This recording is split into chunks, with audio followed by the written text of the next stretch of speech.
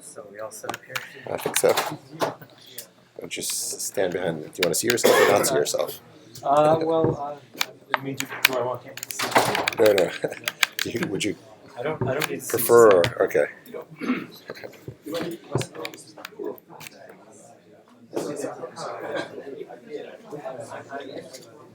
right. Well, then I'll minimize the screen here. So.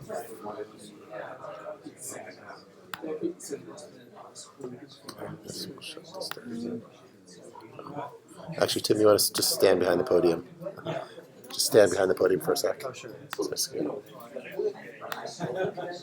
Good.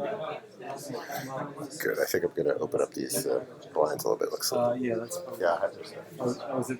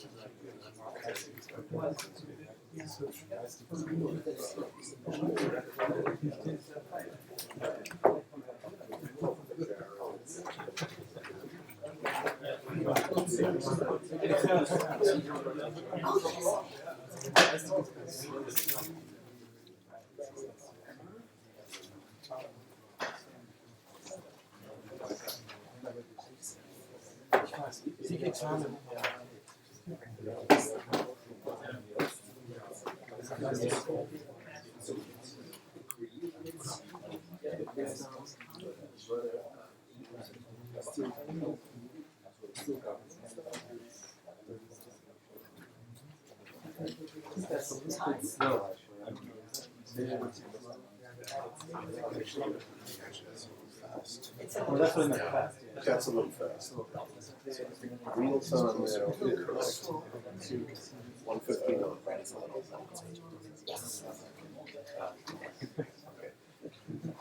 Hi everyone, if I could just make a brief announcement. This is just a friendly reminder that the deadline for submission of abstracts to this fall's Indo-European Conference is coming up on June 15th. So I encourage all of you to think about sending us something. Thanks. Well, everybody, welcome to this afternoon session, the Johann Kaspar Zeuss session. And I'm pleased to introduce Timothy Barnes of Princeton University, who will talk about Delk traces. Thank you very much. There is a tiny bit of Celtic in this Zeuss. We'll get to that towards the end. Let's see. Okay, so I'm going to talk about. Can everyone hear? Yeah, you can hear me. I'm going to talk about some Greek elements of Greek vocabulary that involve descriptively Delk or Duk, and try to analyze the meanings of these words and their etymologies. That's the goal of the paper. So we'll start with the divine name Poludaukes, which is attested already several times in Homer. There's no real need to go through all these examples, just to see where it's first attested and in what company. Poludaukes is the member of the divine pair, the twins that we all know, Castor and Pollux. So in Homer, the first instance in Book 3 of the Iliad, Helen observes that Castor and Pollux are absent from the battlefield when looking out over from the walls of Troy. And the relevant line that has the names is Castora, Tipodamon, Kai Pux, Agathon, Polydauke, Castor, who tames horses, and Polydokes, who is skilled at boxing, or with his fist. Another instance of the two in the Odyssey, we have Castora, Tipodamon, Kai Pux, Agathon, Polydauke, again in the Odyssey. And 3 times in Hesiod in the hymns, 3 times in the Hesiodic Catalogue of Women, we have Castor te kai hopateros Polydokes, and then in a repeated verse, And the dative Castori tipodamo kai aethloforo polydeuke. They are invoked in the hymn to the Dioscuri, the Homeric hymn. Castora kai polydeuke aesio musa ligea, etc. And then the final line, Castora tipodamon kai amome ton polydeuke. So just looking at hexameter, we can say that we find castor with a fixed epithet, and then later poets replaced the epithet puxagathon with other variations, prize-bearing or blameless polydeukes. We can decline this in other cases as well. This is not really relevant to anything, but just that's how it works in the early hexameter poems. In lyric, we find that the pair already in Altman, addressed as Castor tepolon okeon ma teres hippotai sophoi kai polydeukes. So you see they're always associated with horses. And in Alcaeus, the lesbian poet addresses them in a hymn, Nason pelopos lipontes, etc., castor kai polydeukes. We also find the polydeukes on various early vase inscriptions, which one can find in Wachter. And of course, what I didn't mention, we find podlokes very early in ancient Italy, in an early Latin inscription. The etymology of his brother, Castor, is fairly clear. It's from the verb kekasmai, to be distinct or conspicuous in some way or another. And there's a smattering of other names built to this element or to this root in Greek. And one can read the wonderful article of García Ramón on this from several years ago. Why are they associated with general words for luminosity? The ancient Greeks associated them with the phenomenon of St. Elmo's fire, a sort of luminescence that appears during a storm at sea. They appear in Alcaeus to save a distressed ship and are said to be radiant from afar, peloth and lamproi, and argelei actually, and nupti faos ferontes nai melaina, in a grievous night bringing light to the dark ship. So the sort of the distinct, conspicuous idea that we obviously have in Castor, we might imagine that also to be present in polydeukes. So we might imagine a similar translation, if you want, of the name as having much, whatever, something radiant, radiance, appearances, something to that effect. We do have in Homer Hapak's adjective, polydeukes, with the appropriate accent, in the Odyssey, in this passage in Book 19, polydeukea phonein. This is a way of describing the song of the nightingale. And so the relevant line is the fourth one here. The nightingale, hei ta tama troposa ke polydeukea ponein, who pours out a many delcost, to be determined, voice, mourning her dead son. Okay, so in that passage, polydeukea, which is printed in the text, you see is actually a varia lectio. If you turn the page, unfortunately the apparatus is on the next page, at line 521.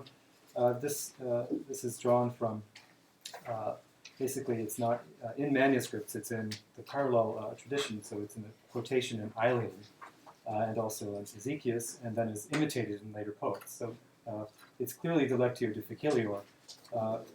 What did it mean? Well, the source for the reading, one of the sources is Aelian, and he says that some people write polydeukea phonein in this line instead of polyechea, which is having much resonance or noise or echo in this line, and it means ten poikilos memi me mene, the one who imitates in various ways.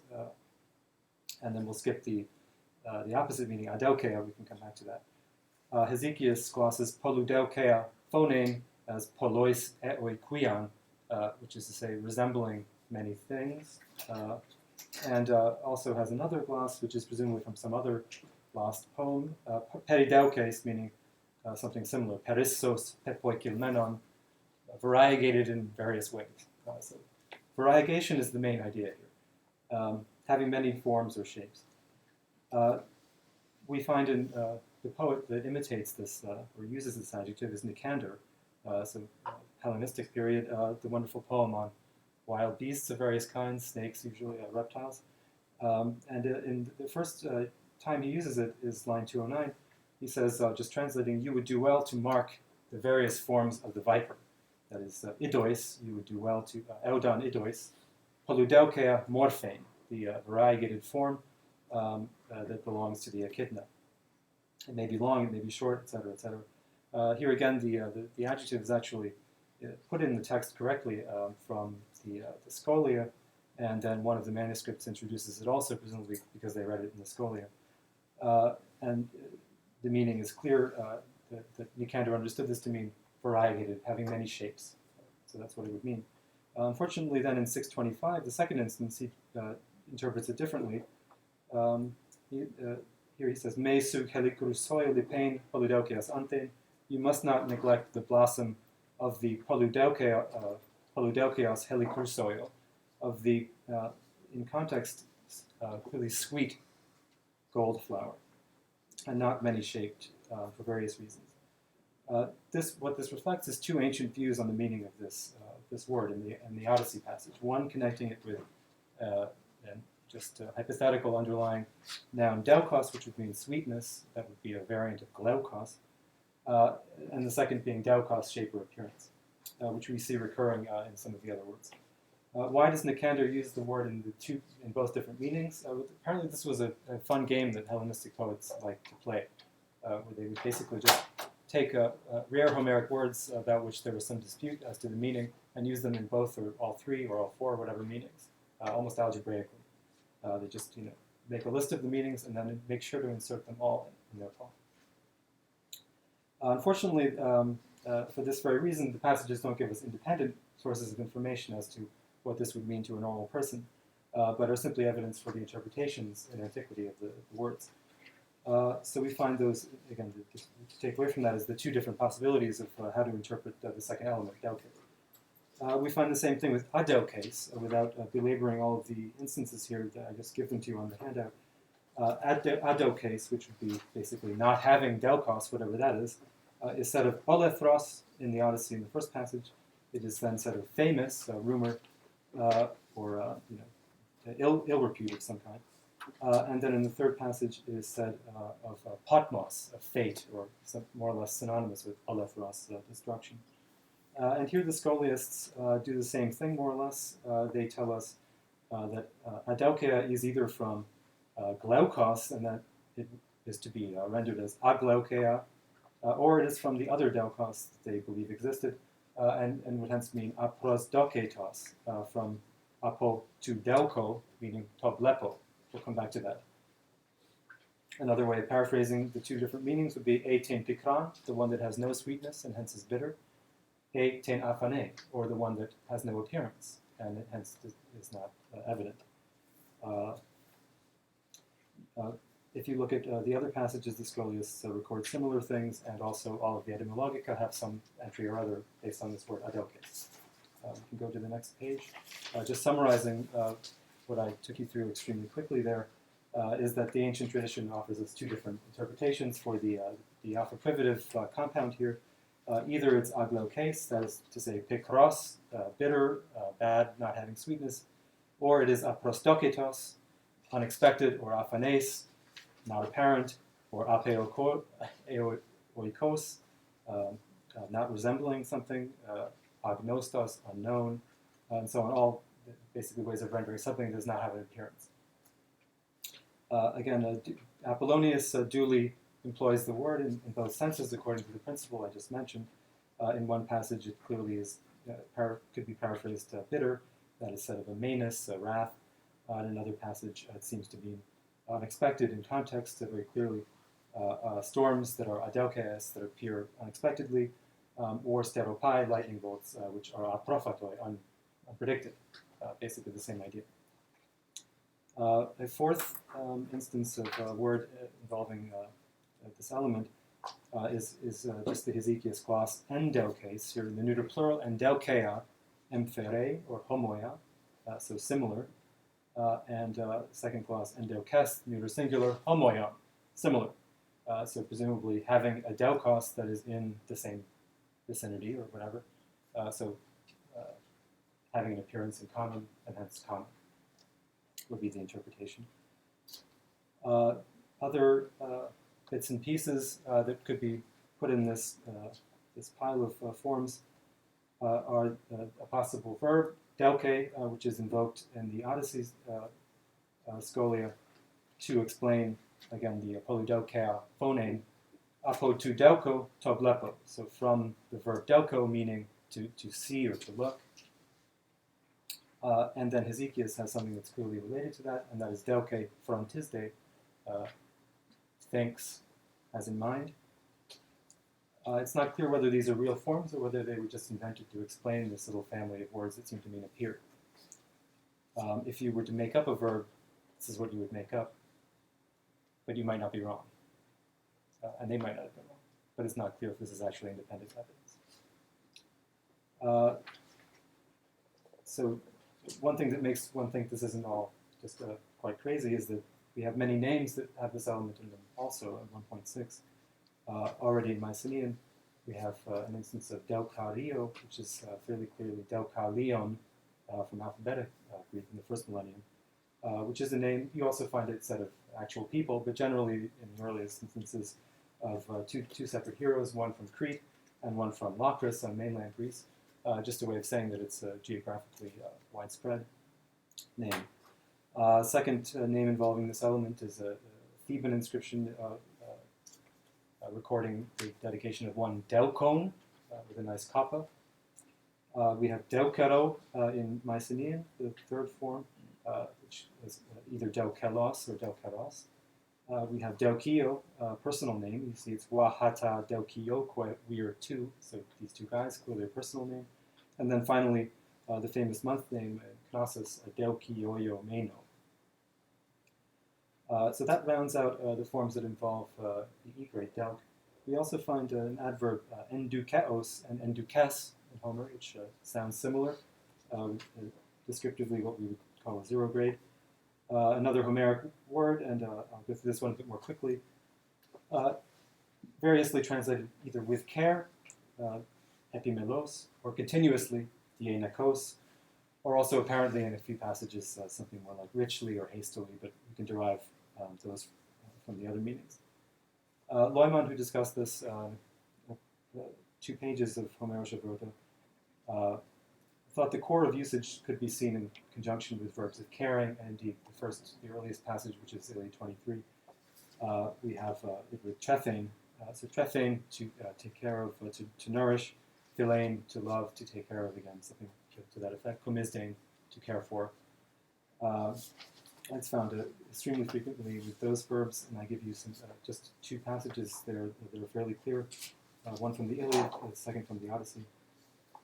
According to Leumann, again, the meaning continuously he sees as arising as a variation on those foregoing passages, and believes that he can find it in at least 2 passages in Homer, which I've given you again on the handout without going into the details. One could also reduce other passages. I didn't want to overload you with forms here. Again, there are perhaps 2 other ways of reading it, as richly or hastily in a few passages, and we don't need to actually go through that, again, according to Leumann. On the next page, for endukeos and endukes, continuously is the usual meaning outside of Homer, post-Homeric meaning, where we find it, which is very rarely, mainly in poets, Bacchylides and Pindar, whom Leumann does not mention. And strangely, in the Hippocratean corpus, we find it in that meaning. I didn't give you those passages, but you can find them. In Bacchylides, so just reading the translation, and against him we, the best of the Greeks, to set up continuous hateful conflict for 6 days without stop. So it's stasamata endukeos over and over again, hex hamata sunecheos, for 6 days in a row, sunecheos. Fairly clearly in the meaning continuously. In the other passage, over a ruddy hide, we fought continuously, mar namath endukeos, with the warlike kuretes. Then Pindar differently picks up the other meaning in this passage in Pythian 5, where it clearly means with care. These men are welcoming the horse-driving people with care, meeting them with sacrifices and gifts. And the scholiasts also paraphrase with epimelos, which is their standard word for that particular meaning. Both meanings, again, are tested in Hellenistic authors. In particular, Apollonius does this thing, using both the word in both senses. However, our friend Nicander of the Theoriaca only uses it in the sense dienakos. for what that's worth. So the question really with this amounts to whether the word meant, and presumably we don't have two different words here. Originally it meant either with care or continuously, and Leumann thought it meant with care and came to mean continuously, but I don't see that there's any reason why it couldn't have meant continuously and then come to mean with care, since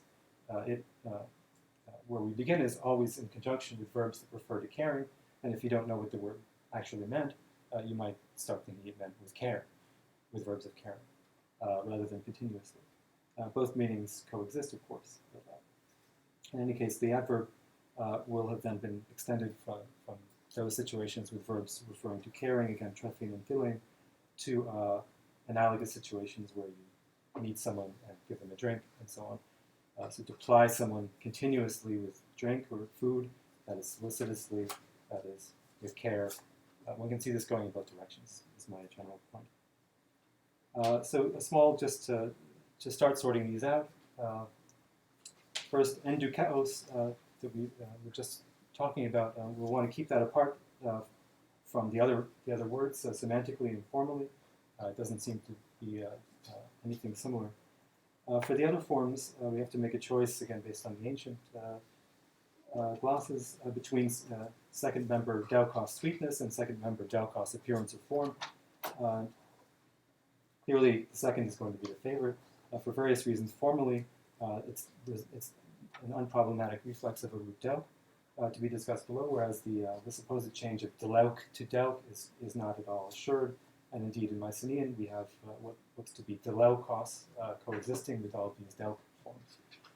Semantically, daukos appearance works a lot better in several cases. So the polydaukeia phoneme that we began with is better rendered as multiform or variegated than very sweet, which is quite banal. The Song of the Nightingale is both beautiful and generally likened to a song of lament, mourning, or longing. Passages can be adduced for that basic idea in Greek. And then for the sort of ornithological reading, or the zoologically inclined, one could go outside of Greek and see what other people have thought about the sound of the nightingale. It has the epithet in classical Persian poetry, Hazar Avaz, having 1,000 voices. And one could also adduce the Middle English Owl Nightingale poem, where it is said to sing in many different ways, Afela kunna wiza, for what it's worth. Secondly, polydokes and castor are associated with this luminous effect, St. Elmo's fire. And more generally speaking, as an onomastic element, it would be better to have something with a meaning roughly parallel to phino, which appears in innumerable names. And daukes must be so analyzed as containing something to do with appearance, and then it's not impossible finally that dauke indeed exists.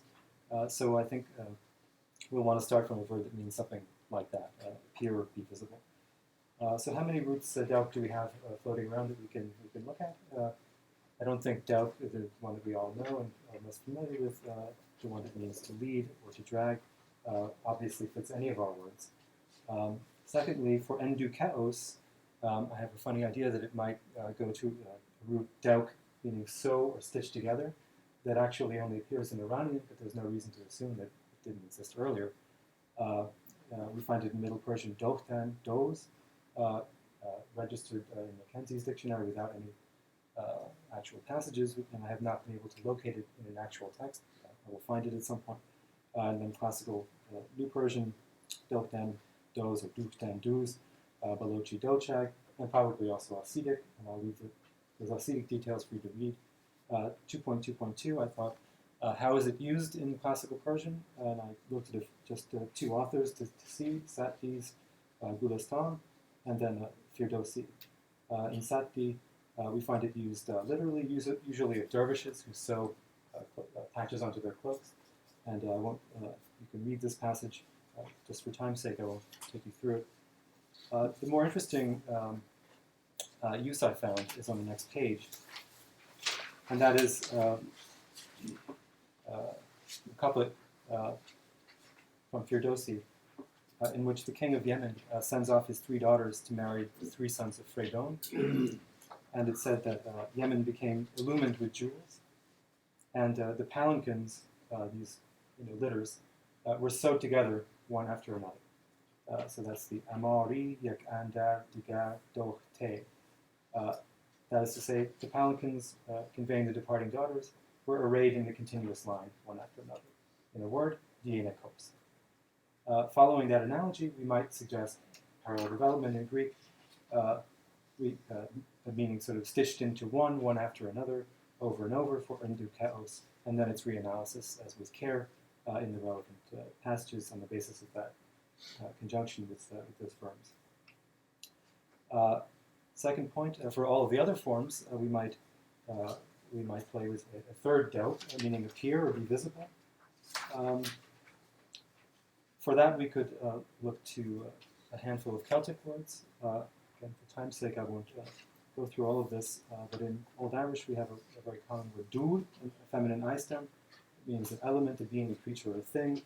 It renders Latin res or elementum, creatura, and words like that, which could certainly go back to a ducly appearance, which would work semantically, whereas the other possibility to the word deug doesn't seem to make as much sense semantically. Second form is the Welsh dyf, form, likeness, manner, or custom, which seems to work semantically very well. Also originally an I stem, feminine. We see this in the first instance in early poetry in the plural oid, which goes back to an I stem plural formation. There's some details about the historical phonology, which again I'll perhaps skip over, but it works if we want it to. A second possibility, leaving Celtic for now, is the Armenian word that means to show, tsutsanem, for which there have been two proposals, one of Meillet and one of Klingenschmidt, which again you can read on the handout. It occurred to me that it could just conceivably be a third thing. It assimilated tutsanem, perhaps to tsutsanem. It's very hard to find a parallel for that, but such things do happen. Third branch, Albanian duket, appear, which has the right meaning, and again is not a Greek loanword from doke, as I try to show on the handout. But for time's sake, I will allow you to read that on your own. I think the gist of that is that it can be inherited very nicely. And finally, and most importantly, the Hittite word tukari, which means to be seen, to come into view. According to the interpretation originally of Johannes Friedrich, which I think is correct. And again, for time's sake, I will leave that for you to read.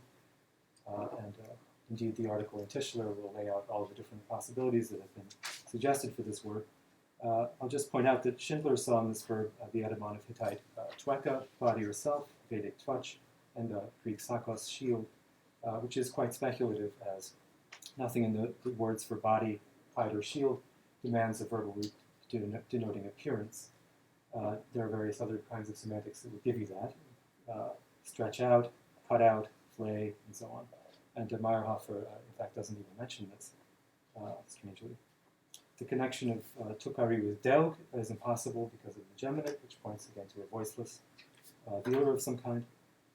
So the connection with the Albanian of point C was made by Brian Joseph in 1988, and I think it becomes very attractive in this context, in the connection with the Greek forms that I'm attempting to propose here.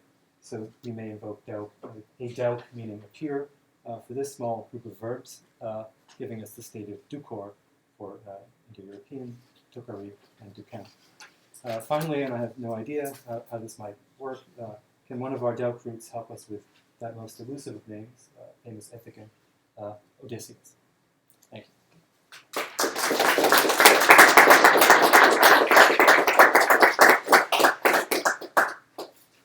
Thank you very much. Let's hope Zeuss has been listening. And there are just a few minutes for a few short questions.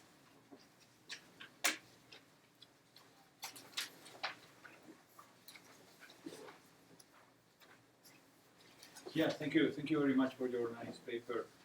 Yeah, wonderful.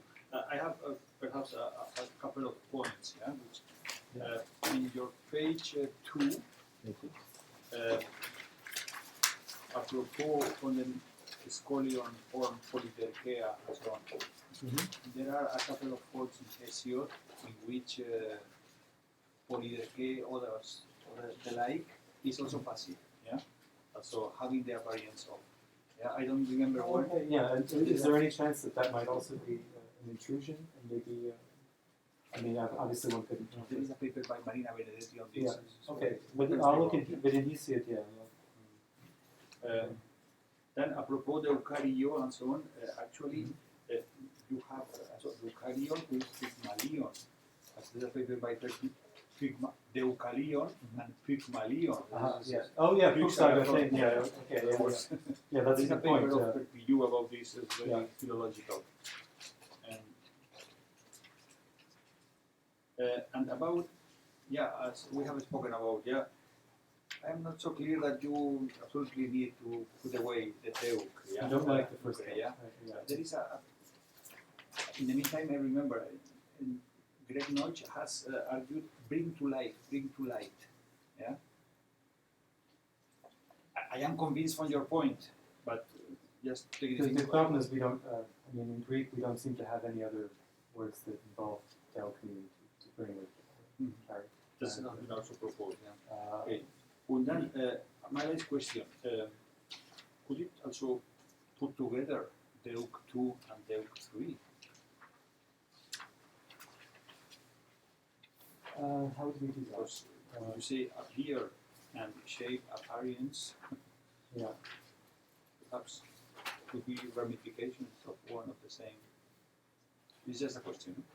I don't know. Yeah, I mean, I think probably one could wonder about whether there really were three, and maybe there's only one. But I don't think at this point, based on the forms I've looked at, it seems like there are clearly three. Yeah. Well, okay. Yeah. I don't know. I don't know how to Individualize, simplify but it. yeah. But, yeah. So the meaning suite you sort of throw under the bus. If you're prepared to believe a little bit that it was real, I think somebody compared the deuk suite in Greek with Tocharian-Yeniseic with the palatable sh, meaning taste or sap. So I don't remember who it was. It could have been Nogia. I'm just throwing this out here. Yeah. So in that case, then it would not be related to sweet in Greek at all. Then the L would be Glucose would not be. Yeah. It would not be related to glucose. Yeah, exactly. It would just be a separate. It would be yet another deuk. It would be a fourth deuk. I mean, I'll look into it. Yeah, thank you. Ce qui correspond to Sanskrit rasa. Yeah. And Okay, so the it's fluid. rather from the root deuk. Yeah. Okay. Yeah. But So to moisten, to wet. Yeah. It's settled. With a palatable on the end. It's, yeah. I mean, with a lever on the end. Thank you very much, sir. Okay, thanks. Yeah.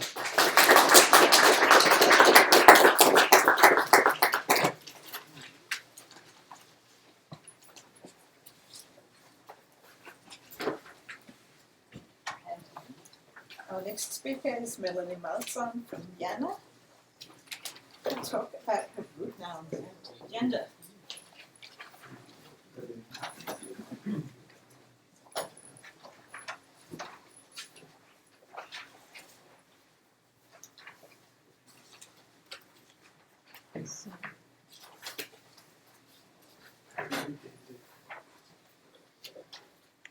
Okay, thanks, Birgit. So, dear colleague, while the handout is circulating, I may tell you that this talk is part of a larger project that I'm conducting with a couple of colleagues. One of them, my current Viennese colleague, Marina Zorman, who is also who's specialized in Anatolian languages, among other things. And today I want to talk about the gender of root nouns. Of course, you all know that the standard interpretation of the morphosemantic types of the uncompounded root nouns, and I'm only talking about the uncompounded type today, goes back, of course, to Johann Schindler. We have two morphological upload types, one the OE type, respectively O0 grade type, and the E0 type. In the OE type, we have, according to Schindler, two semantic functions. We have the agent nouns, agent iterative nouns, which denote habitual activities. Standard example is war, the thief, the one who's carrying away things, and the word for foot from the root pet, to fall. Of course, I know that our dear colleagues from Leiden have a quite different interpretation for the upload and for the interpretation of this noun, but here I'd like to stick to the kind of Schindler interpretation of it. And then the B type are the resolutive nouns, like the name for furrow, Homeric Greek olkar, and other examples, or Latin vox, which has three interesting sub-meanings. It means word, speech, and voice, from the root vekve, to utter. Then in the E0 type, according to Schindler, we have the very rare type of so-called agent nouns from stative or rather durative and transitive roots. Here the standard example, of course, Hner, man, from Hner, to be strong, or Guer, the savage animal, and the very productive verbal abstract type with various examples and a kind of productivity in various branches still. I want to point your attention to the fact that the agent noun, that kind of both agent noun types are masculine, that is a Boer type and a Hner type, and the others are feminines, at least in kind of inner Proto-Indo-European, at least in those branches that do have the feminines. There are only very few root nouns for which we can reconstruct neuter gender in the daughter languages. I gave you in the handout a list of them. There are just few that are kind of certain. There are a couple of them that are possible forms. Of course, all of you may want to add some or leave things out, but I think we can agree on the fact that neuter root nouns, at least when it comes to the inner Indo-European languages, seems to have been a very rare type. This interpretation is, I think, is commonly agreed upon, the Schindler types. Then, as an amendment to the Schindler type, Nussbaum, in an, I think, unpublished talk from 2004, has made, and what I think is a very brilliant amendment to these Schindler types. The first claim has been that the agent noun stative type is in fact not a subtype at all. It's not it's not a function. That these very few examples go back to abstracts that has been concretized and came to denote a person or an animal. And so I think this is a very nice explanation for the fact that one type is extremely productive and the other type is only rarely found.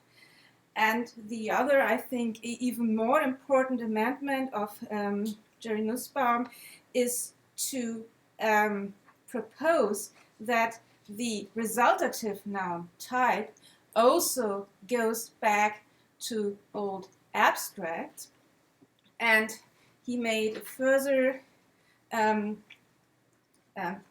if you accept that, and I think there is a reason to accept that, then it follows that transitive roots did that, because if you do an abstract from a transitive root, it very easily takes on a resultative interpretation. So why am I telling you this? As I said, this is part of a project that kind of re-examines the question about gender in Indo-European. And I always wondered why we do have the gender distribution in the unencumbered root noun types as we have it. And I thought that the feminine gender in the abstract type is okay for the daughter languages that develop the feminine, but then my intuition would have been that the original gender of these abstract must have been neuters, right? So I thought that it would be good if we re-examine the Anatolian material, and the expectation would have been to find neuter abstracts that then in core Indo-European later took on feminine gender, like we know a lot of abstracts must have done once the Indo-European, once the core Indo-European developed feminine gender. So in the handout, you have a re-examination of the Anatolian material from what can be or has been set up as possible reflexes of inherited root nouns. And this work was also conducted with my colleague Marina Zorman, since I'm not an Anatolianist. I want to quickly go through the data. You see that there are not too many of them, but I think still they can tell us something in the end.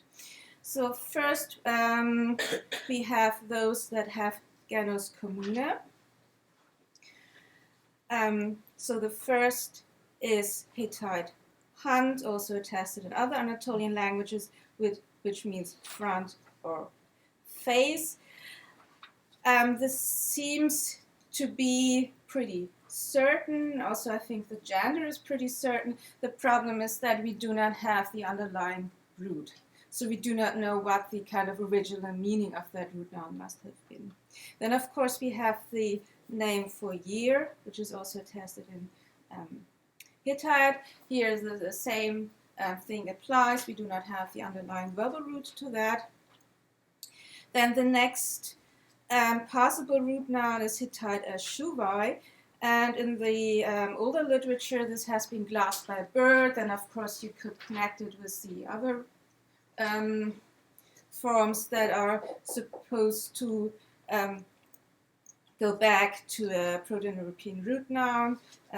This is also attested in Vedic Vech, but this has been criticized from several sides. Kimmel now recently denies that there is such a thing as a root noun. I mean, Vech is not, it does not go back to a root noun. And what is even worse, it has the interpretation of shuvai, meaning bird, has been challenged by Anatolianists.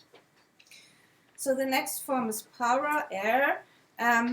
This seems to be a quite certain, well-attested form, and this goes back to root. I mean, this can be connected with a root to blow, paurai, to blow a horn, to blow a fan, and this also has a Proto-Indo-European etymology. So, but here I'm not so sure whether this is really an inherited form or whether this also might be Anatolian innovation. Then we have the form hash, which basically means ash, but is more commonly attested, I think, in the meaning soap. This is what ashes were used for, and this has a very nice root etymology. This goes back to the root hex, which means to dry, which is an, I think, unaccusative root, which will be, and this interpretation that this is an unaccusative underlying root will become important much later for my argument. Then we have mant, if this means poison or damage, which is not so certain, and also here applies that we do not have a really certain root etymology. Then we do have a couple of root possible reflexes of neuter root nouns. The most famous one is the word for yolk. This is, of course, to be connected with the yolk root. Then we have a couple of forms that are not so certain or do not have a root etymology that everyone agrees on. This is Hittite Kosh, which is a kind of wheat stuff. Then we have Mal, which means mind or thinking, which this word has recently been treated by Martin Peters, who does not think that this is root noun at all, but an else stem. Then we have Vashi, which denotes some herb. Here the root etymology is also not very clear. And then we have a couple of reduplicated forms that are neuter. The most important of that is Memal, Fleur. Of course, this has a nice root etymology with grind. But here Oettinger in a recent paper had argued that this type has to be separated from the normal uncompounded root noun type. So this little survey shows you two things: that we are not too certain about the root nouns in Anatolian, and they're not so very well attested. I mean, my intuition would have been that there are more of them, actually. If we think that Anatolian split off earlier than the other branches, it might have had more fossilized forms of it. And the survey did not really fulfill my expectation that there are more neuter abstract root nouns. Okay, but if we re-examine the whole evidence, now together with the Anatolian evidence, and if we come back to the proposal by Jerry Nussbaum, that the functional types of the root nouns had once been sensitive to the valency of the underlying root, or I would say rather to the argument structure of the underlying roots, I do think that we still can say something about the original distribution of gender in these root noun types. So maybe let me start with the OE agentive type, the type for thief and foot. That these are masculines is unsurprising because they are agentives, and we expect that these would be genus commune in Anatolian. Unfortunately, we don't have them. But what is interesting for me is that if you have a look at the underlying roots of these forms, you see that they are both transitives, like in the thief root, and they are intransitives of a special type, namely unergative. And if you know about argument structure, very basically argument structure is, I have a quote here, this is a standard quote, the syntactic configuration projected by a lexical item. This sounds very technically, but basically the point is whether an intransitive event has an internal agent or whether it has an internal object. The ones with the internal agent we call unergative. These are roots where it's clear that some agent causes the action, like standard examples like running. And the others are the unaccusative type, that you do not have an underlying agent, but you have a kind of underlying object. And a very good standard example is the type dry. So if something dries, there is no internal agent to do it, the stuff just dries. You can externally cause it if you like to dry something, but then you have to do morphology on it. So unergative, like run, or an accusative like dry, they have to be taken apart. They're different, they're syntactically different. There is gazillions of books in general linguistics really showing that these types do exist. And I think we can see them in our OE types. the agentive type is only done with unergative roots, which is what we would expect because only those had an underlying agent. Okay, so now the next step would be to say, okay, in common Proto-Indo-European, of course, they were genus commune, and then the expectation would be that the others, the abstracts, would be neuters, because you would have a very nice way to take apart the to make a distinction between the subtypes. And the point is, and the Anatolian material shows that this expectation did not turn out to be true, but you rather get genus commune for these resultative OE types as well, which is surprisingly, I think. But if you look at the forms again, you see that another expectation is fulfilled. You find them with transitive roots and with unaccusative roots, like dry, which means, and this is now my proposal, that they are not really abstracts in the sense that they did an abstract and then they had the resultative meaning to it secondarily, but that they kind of selected the object, the resultative object of the argument structure, kind of right from the start. And therefore, you only have resultative meanings with transitive roots and with unaccusative roots. And this nicely explains why we do have this difference between unergative and unaccusative roots. But it still does not explain, and I think here is a really interesting, here the data shows us something really interesting. Counterintuitively, these are genus commune apparently already in Proto-Indo-European, and I mean common Proto-Indo-European.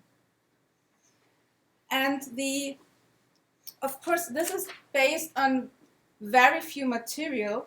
I mean, the smoking gun here really only is harsh, to be honest. It's the soap word, from to dry, which is genus commune. I mean, I'm not so sure, but power you can do differently, but I think harsh is really a case in point. Okay, now you could say, okay, maybe this was neuter and was turned into genus commune in Hittite. I tried this with Marina, but then I thought that this is not really the correct interpretation, because if you think about a similar STEM class that was today already treated by Jean-Charles Pinault, namely T-stems, you have the very same thing here. They are genus commune, and there are a lot of them. I mean, a lot of them, there are, I don't know, 3 to 5, I think, very certain ones in Anatolian. So there's the word for flat, I think. Sorry, this is not on the handout, the T-stems, because I couldn't put them on the handout. And this is a word for flat, from the root to stretch out, to expand. There's, of course, a night word, from to become dark, to darken, and the shasht, to sleep. And, I mean, Josh, I think you had all of them on your handout. I think it was it was good that you did it on your handout, because I couldn't put them onto mine. And so the interesting thing here is that it's perfectly clear that they were genus commune already in Proto-Indo-European. I think there is no way of saying that if they were all neuters transferred to. But I think this is counterintuitively, because we would have expected, if it's true that the original distribution was between agency and non-agency, we would have expected that they were neuters, but they were not. They were genus commune. So now this would be a very nice starting point to, I think, to re-examine the whole thing about genus commune and neuter gender in Proto-Indo-European, but I think I'd rather stop here. Thank you for your attention.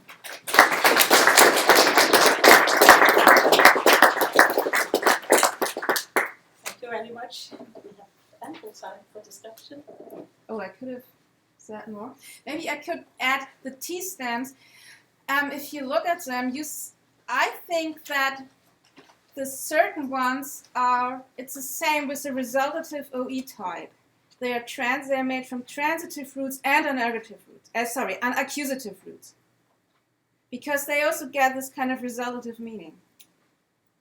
You know, you have darken night, right? You have the stretching out the flood. This is kind of the result of it. And of course you have the transitive like dowry, which is the gift. And the point is that except of course in Vedic it's productive and you have all the compounded things, but the inherited type, they're all concrete forms. They are not verbal abstract. They're concrete forms, and they started out as, I think, as transitive, resolutive, argument structure selecting forms, and not really as old abstracts. So, sorry. So now I take questions. Thanks again. Questions, please. Should I?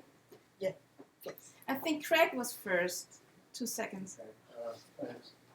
First of all, I believe Matilda Sarangeli, and I believe this is in the last, is that published volume, right? Is that now out? Yes. Yes. Has made, I think, despite some minor points that I would do differently, has made a good case that Mal is indeed a root noun. Oh. At least you should have. Oh, I'd be happy with any root noun. Okay, thank you. Second, at least according to my historical phonology, Hittite Haas definitely has to have an O grade, and therefore would be 190. Oh yeah, I was. But not I. Yeah. I mean, this is perfectly consistent with my free. And lastly, apologies to those who've heard this before, but since he seems never mentioned it to a soul once he returned to Europe. I want to again raise the alternative etymology of Hittite Kars by Gohan Schindler, that this is one of the archaic neuter S stems with 0 grade, and it's to either, if that's a separate issue, it's basically a kex. And then it's a separate issue whether that's to the verb to grow or the one that means to feed. But for him, it is the expected base of keres, which unfortunately never quite got it. I think there should at least then be considered alongside the standard one that's quoted, because apparently he never told anyone the other side of it. Yeah, and he may have been perfectly right. It's just that I wanted to, present you with the commonly put forth in the literature possible root noun type. Yes, but thanks for your comments. Okay, I think Brad? Yeah, just a very small thing for the root noun for the word for year. There is at least a suggestion on the books about a verbal root that was published by Stefan Schaffner, which identified Celtic. I think I cited it in that paper, so I'm wondering what Yeah, you think about that. I'm not saying that I doubt it. The point is that in order to make this argument, I tried to come up with a really certain ones where we have a waterproof etymology, because if we start saying that, okay, so here's some, this could be this, and then, I'd like to settle the functions, the morphosemantics, and then one could start, because then this could be an additional argument for kind of possible root etymologies. I mean, if this pattern is true, of course. So, and I apologize, I didn't have time to put in all the recent literature on the root nouns.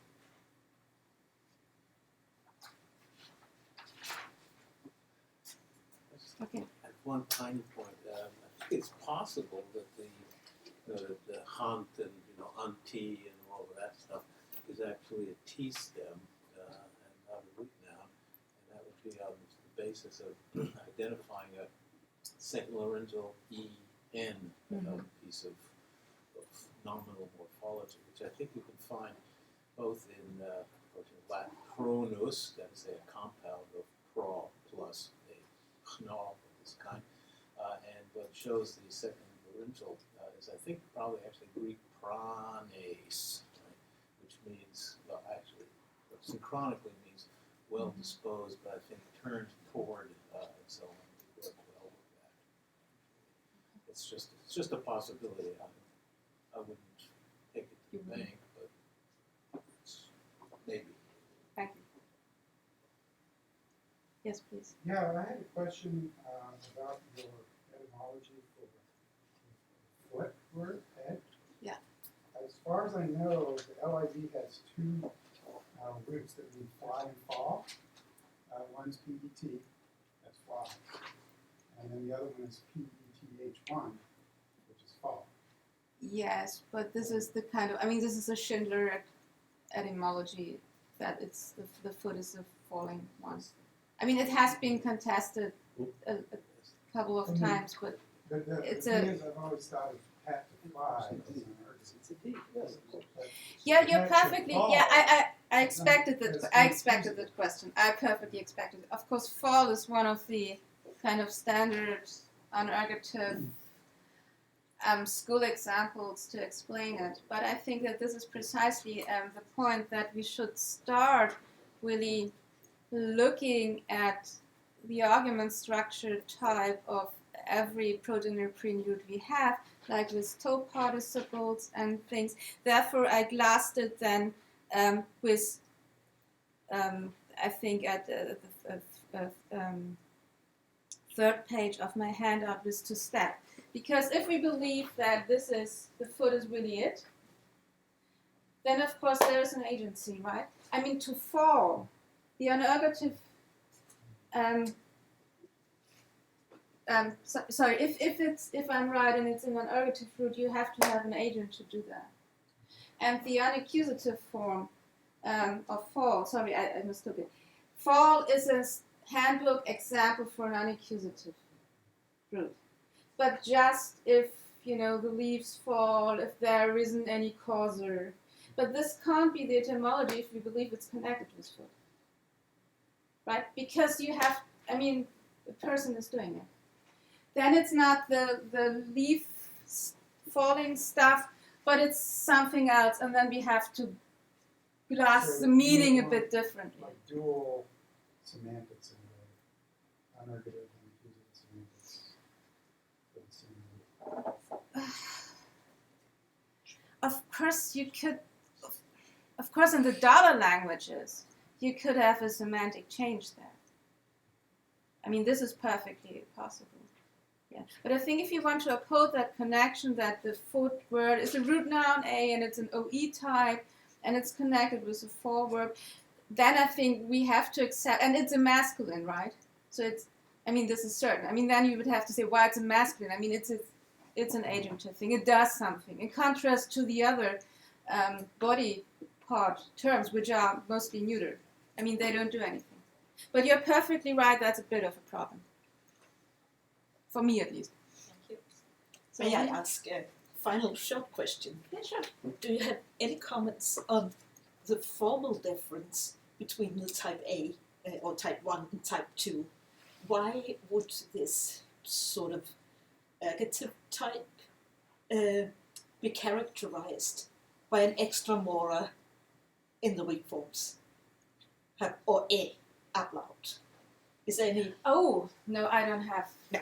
No, I don't have. No, not a short answer to that. No, sorry. No, sorry. Thank you very much. So, thank you.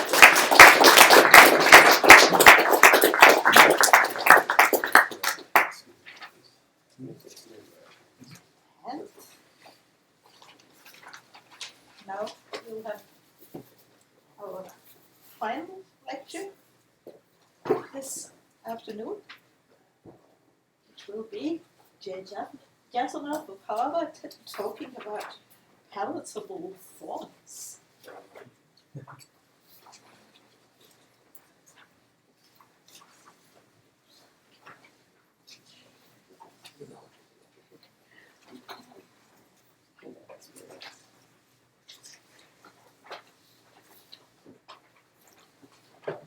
Well, while the handout makes its way around, are the acoustics okay? You can hear me? I'm not getting a picture here, by the way. Should I? Should there be a picture here? Oh, there it is. Okay. As you can gather, this talk is about thorns, the Indo-European famous thorn clusters. I'm going to be a little challenged for time, so I will mostly read this. It's good, Michael. All right, so I don't think thorn clusters need an introduction here. These are Indo-European clusters reflected by KT-type sequences in some languages and KS-type sequences in others. The KT treatment is seen in Greek, notably, famously, Arctos, bear, and Chthon, earth, and Celtic, Old Irish art, and Cisalpine Gaulish teloctonion. The KS treatment is seen in Indo-Iranian, Urksha and Ksham in Vedic, and apparently Italic, Latin Ursus. I'm not really going to be talking about the many different words that allegedly illustrate thorn clusters. Just have reference to those forms. The Neo-Grammarians famously set up the cluster in these cases as consisting of a velar or dorsal followed by an interdental spirant, a th, and this was never very happy. And with the discovery of Hittite and Tocharian, where in Hittite the word for bear is hartka apparently, and the word for earth is tegon, genitive taknas, and in Tocharian where the word for earth is tekun, in Tocharian A, it became clear that thorn clusters ultimately go back to sequences of the type TK, with the dental preceding the dorsal. Once Hittite and Tocharian were in the picture, the question changed from what was thorn more to what was metathesized to what, and when and how many times did it happen. My point of departure for the discussion that follows is a famous article, again by Joachim Schindler, from 1977, called A Thorny Problem. For one thing, he lists the forms, which I give you there. I'm not going to discuss them. These are mostly reasonably well-known lexemes. I would just call your attention to, in category B, which Schindler called possibly or certainly not root initial, to the last of those forms, which will be mentioned a couple of times here, namely gfies, the word for yesterday. I'll have more to say about it shortly. On the basis of studying these forms, Schindler reached the following conclusions, which will be where I start from. I'm not going to accept them all, but this is where I'm going to start from, beginning on page 2. First conclusion was that undivided Indo-European had a rule, which he calls thorn, which converted TK clusters and notably also KT clusters into what we conventionally call kth. He did not phonetically specify it, under certain phonological conditions. KT is included in large part because of, in fact, this word for yesterday, which is analyzed as consisting of an etymological demonstrative GH followed by a form of the word for day, more in a second. Second conclusion Schindler reached is that thorn did not apply to sequences of the type word initial TK followed by a syllabic liquid or nasal. There, he said, the T was instead lost. The famous examples of this are the word for hundred, kumtom from dkumtom, and Greek chamai from dchum, either the way I've done it here, dchumche, or just from a Lindemann form, dchum may or I or whatever. That was conclusion 2. Conclusion 3, or C, is that thorn likewise failed to apply in sequences where a word began with a TK cluster followed by a consonantal liquid or nasal, where instead a schwa secundum was inserted, as in Hittite tatnas. And then, fourth conclusion, otherwise the thorn rule applied when the cluster was tautosyllabic, but not when the T and the K elements were in separate syllables. For the regular tautosyllabic treatment, some key forms are, first of all, the word for yesterday, gfies, where the usual analysis, not due to Schindler, but repeated by him, is that we have a form of day, namely yes, preceded by a demonstrative more or less akin to Latin hic, hi, cock. Another key form is the word for bear. Schindler's account of bear is that Indo-European had 2 forms for bear. One was hurt-ko, with a 0 grade of the first syllable and a syllable boundary between the T and the K, and Heert-ko, where the syllable boundary was between the R and the TK, and a full-grade vowel appeared in the root. The first of these is supposedly the source of Hittite Hartka, with no thorn treatment. The second, seen in Vedic Urksha, which of course does not have a full grade of the first syllable, but has allegedly been influenced by that full grade alternate I mentioned, Hertko, an actual reflex of which is in Irish and Celtic. All right, so much for Schindler's position. In the wake of that article, and I'm now at Roman numeral 3 on page 2, the first question that arises is, did Thorn really apply in Anatolian and Tocharian? Schindler assumed it did in 1977, probably because Indo-Hittite isoglosses, as I might call them, were still regarded with suspicion in 1977. But in fact, the only two etymologically clear thorn words in these languages, bear and earth, show no unambiguous evidence of thorn ever having been operated. You'll see in Roman numeral 10 below that I have a discussion of Luvian insagan, which will not falsify that last statement I made. Meyerhofer in 1982 broke with Schindler on this point and took Thorn to be a post-Anatolian development, and that appears again in his 1986 handbook. Second question, was Thorn really sensitive to the position of the syllable boundary, as I was just illustrating? Schindler needed to make this claim for two reasons. First of all, to explain the difference in treatment between the bear word, Urksha, Arktos, and so on, where we get the thorn treatment, supposedly influenced by Her, Tko, the full grade version. The difference between that and the Hittite treatment, Hertko, where there is no thorn treatment. Of course, this reason for setting up a syllable boundary constraint would disappear if thorn was never relevant in Anatolian at all. Second, he needed it to explain why in the word for yesterday, the cluster of a dorsal plus a dental, yes, apparently gave the thorn treatment, while ordinary heterosyllabic KT treatments, as for example the word for 8 and millions of others, remained intact.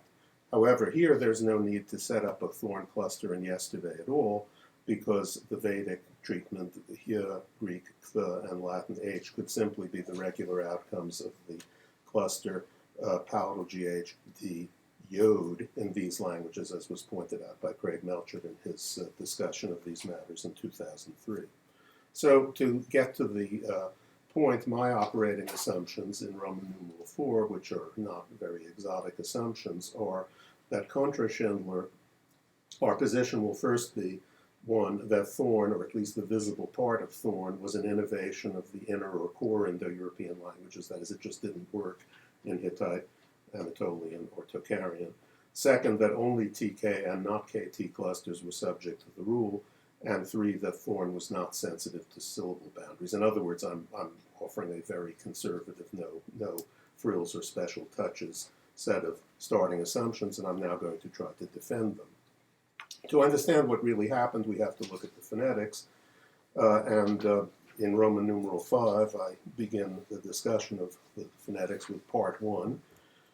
There's a widespread view now, almost an emerging consensus, that what we set up as thorn clusters were really KTS.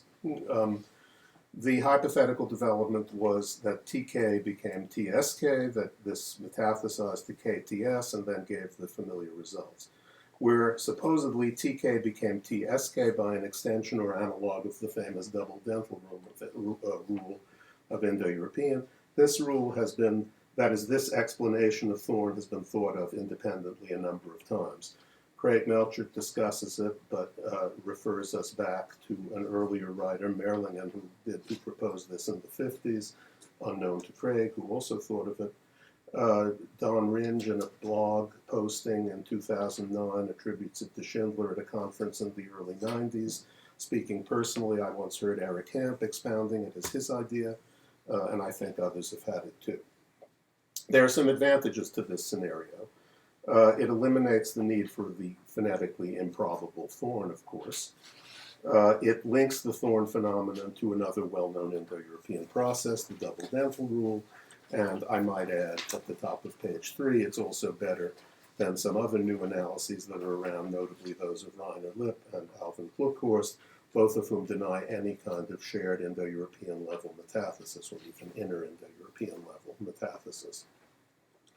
Despite that, I have to now confess that I don't think this is a very likely story, and I want to go over in number 3 what I see as the problems to this TSK theory of Thorn.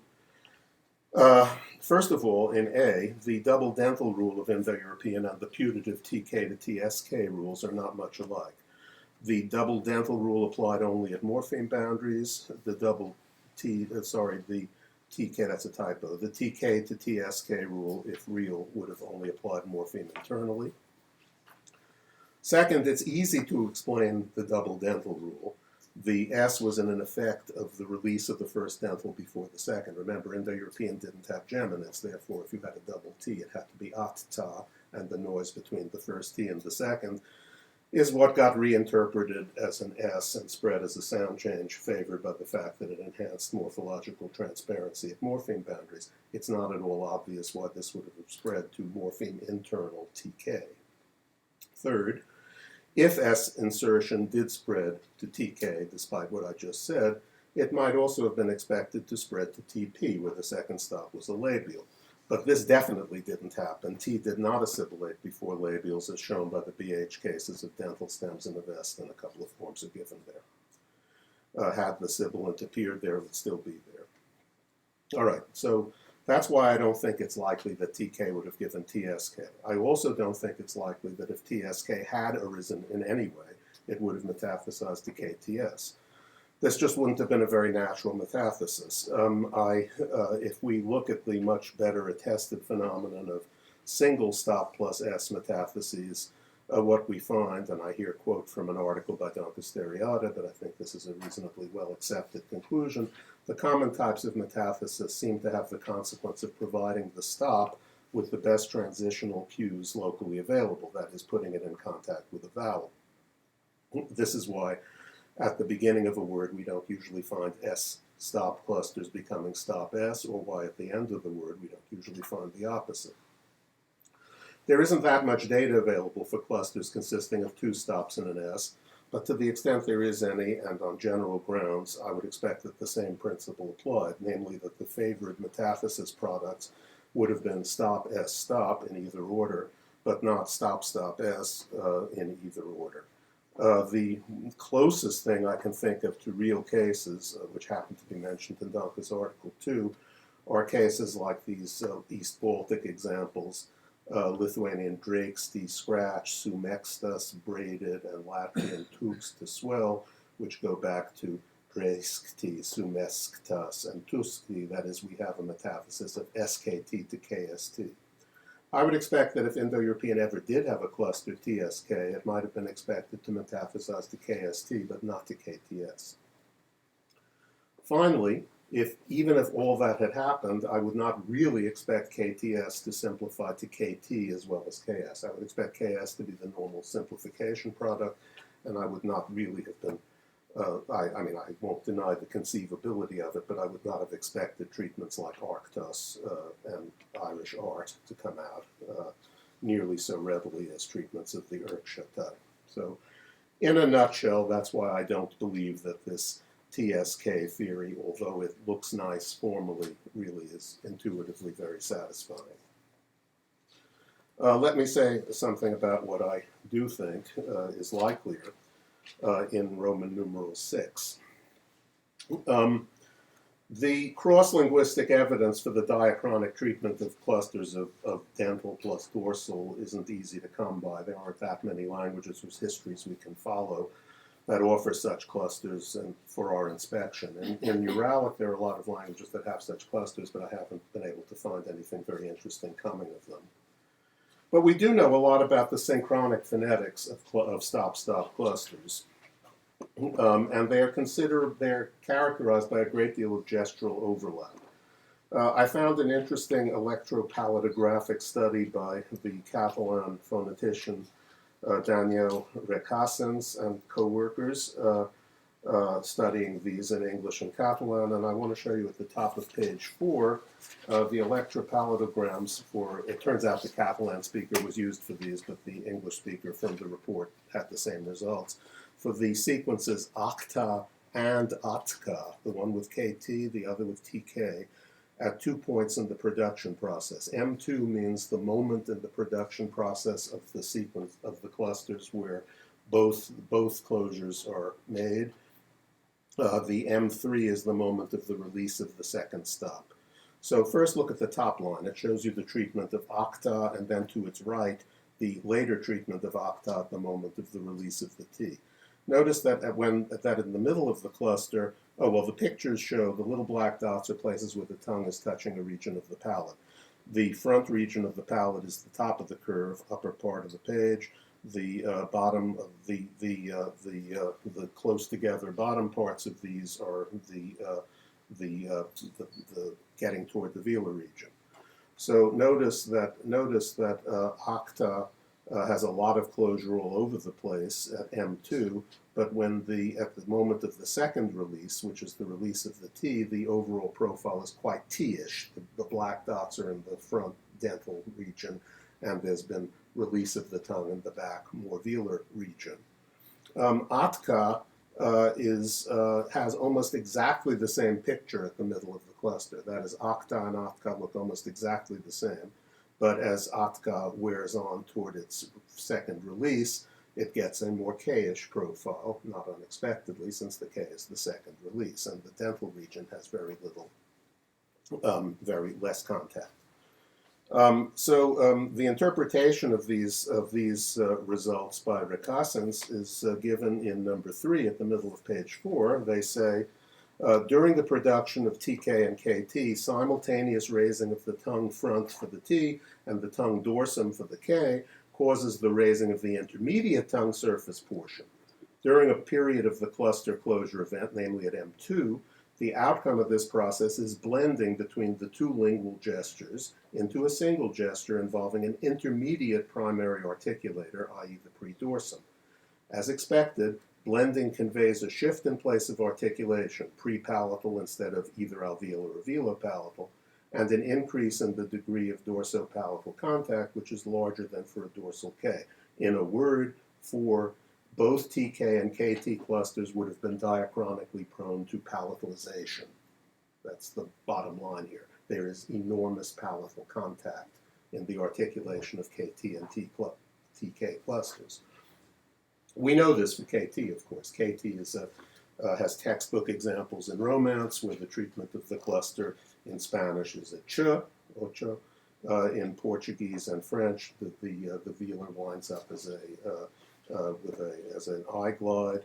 Portuguese oito, Spanish vi. I might mention the British Celtic treatment, saif, and the word for seven, for example, or pre-Celtic, pre-Slavic dukte, daughter, comes out as Proto-Slavic dutchi, whence Old Church Slavonic dushti, and so on. We don't, unfortunately, get in the Romance languages nice cases of TK. However, my proposal in Roman numeral 7 is simply based on the analogy of KT clusters. And what I'm suggesting here is that at some point prior to the breakup of inner or core Indo-European, TK clusters were spontaneously, as one might say, palatalized for the reasons stated above. I'm going to propose the cover notation T little j, K little j to denote a point or range on the phonetic continuum from ch, k, with more salient palatalization at the beginning, to tk, with more salient palatalization at the end. It's just a formula. And I'm going to suppose that was the first treatment on the way to what became Thorn. Now I'm at the top of page 5. Step 2 is that this sequence of this palatal sequence that I'm writing kya in inner or core Indo-European after Hittite and Tocharian left, that is, was metaphysized to a sequence that eventually surfaced as ktya, that is, the consonant group that we otherwise know as a thorn cluster. Under this interpretation of thorn, the former thorn, was a palatalized or palatal ch, realized as a tj or a dhj, depending on the character of the adjacent dorsum. So, ktya, not ktha. Since palatal and palatalized stops were not otherwise part of the Indo-European phonological system, these new post-metaphysis clusters of the type ktya, bj, and so on might for a time have continued to be analyzed as underlying sequences of dental plus dorsal, but this would not have been a stable arrangement. And in the emerging Indo-European dialects, the aberrant second element was either assimilated, k'tia to k'tsa and k'sa, or reanalyzed as a normal dental, k'tia to k'ta. That's the basic picture. Here are some details. In Roman numeral 8, they come. First of all, 1. The apparent thorn cluster in the Greek word for yesterday reflects the phonetic merger of the triconsonantal cluster that I have there in brackets as a G, aspirated G, an aspirated D, followed by the consonant yod, proper to this word given its etymology. The merger of that with the true thorn cluster consisting of the same GH, DH, but the DH now palatalized. Not too hard to see why those two might merge. The same merger took place in Celtic, where the Old Irish word indie shows the treatment of GH, DH, yod, falling together with dunya, man, with the treatment of GH, palatalized DH. Maybe Germanic, but I wouldn't insist on that. Indo-Iranian had no such merger. The DH is lost in the cluster, and you get GH yod, giving Vedic hy. Maybe that's what happened in Latin heri, too. Occasional Greek forms with a sibilant are just sporadic or regional instances of a different treatment of k'tia, the namely the assimilation treatment. Really nothing much more has to be said about those. I do want to say a word, however, about Luvian Inzagon. According to Craig Melchert's important article from 2003, the rare Luvian word Inzagon or Inzagonza means things buried or inhumation, and it represents a hypostasis of the prepositional phrase en plus decom in some form, meaning into the earth. Not everybody accepts this, but I'm going to accept it for purposes of this discussion. If Craig is right, the phonetic interpretation of Inzagon would have to be Inzgan or the like, with D, Z, G representing the thorn cluster, and indeed Craig takes Inzgan as evidence for the TS theory of thorn. But in fact, it's also compatible with the palatal theory, which I will call what I'm putting forth here. The metathesis of ch to k'tia was an innovation of inner core Indo-European, I say, but the initial palatalization of tk to tk'ya or something of the sort could have been much, much earlier. In particular, the pre-Luvian word could have been injgan, with a palatal or palatalized Proto-Indo-European j that became z by a sound change proper to Luvian. And if Proto-Anatolian, in fact, had k'ya, k'ya, or k'ya, k, as it could have entirely, perfectly well, according to this scenario, the only difference between Luvian and Hittite would be that in Hittite there was no such assimilation of the palatalized dental, so that something like Proto-Anatolian Kharchika, I don't insist this was the form, but it's the way we would do it if we wanted to keep Inzgan in the picture, and I'd be happy to do so. Then Proto-Anatolian Kharchka bear just became Khartka in Hittite, or maybe it stayed Kharchka, but it didn't assimilate. So that's the picture, and it's just summed up at the top of page 6. The claim is that in undivided Indo-European TK clusters were perhaps palatalized with any of the phonetic readings tk'ya, tk'ka, tk'ya. I insist on nothing at that stage. After Anatolian and I would think Tocharian left the picture, this palatalization must be assumed.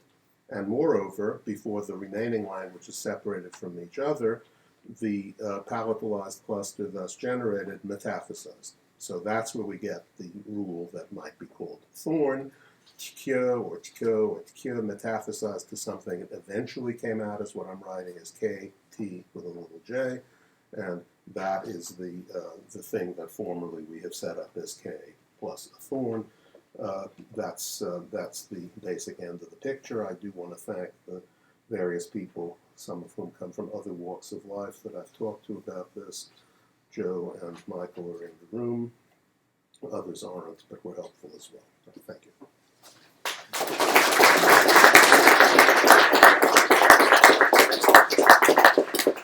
Thanks a lot for the discussion. Mark? Very nice. I think the only maybe concern, I want to know if you have it, is in Indo-European feel like the space between the dental area and the velar area is going to get a little crowded with the underlying palatable K and the palatalized K T clusters and palatalized T's all needing to somehow fit in there and show different diachronic projections. Well, what am I needing now? Let's get this straight. You have an inherited palatable K? Oh, well, palatable K for me was a stop, whatever. palatable K for me was then a K, just a normal K. Then we can deal with that the uvular if we want, which is the quote velar.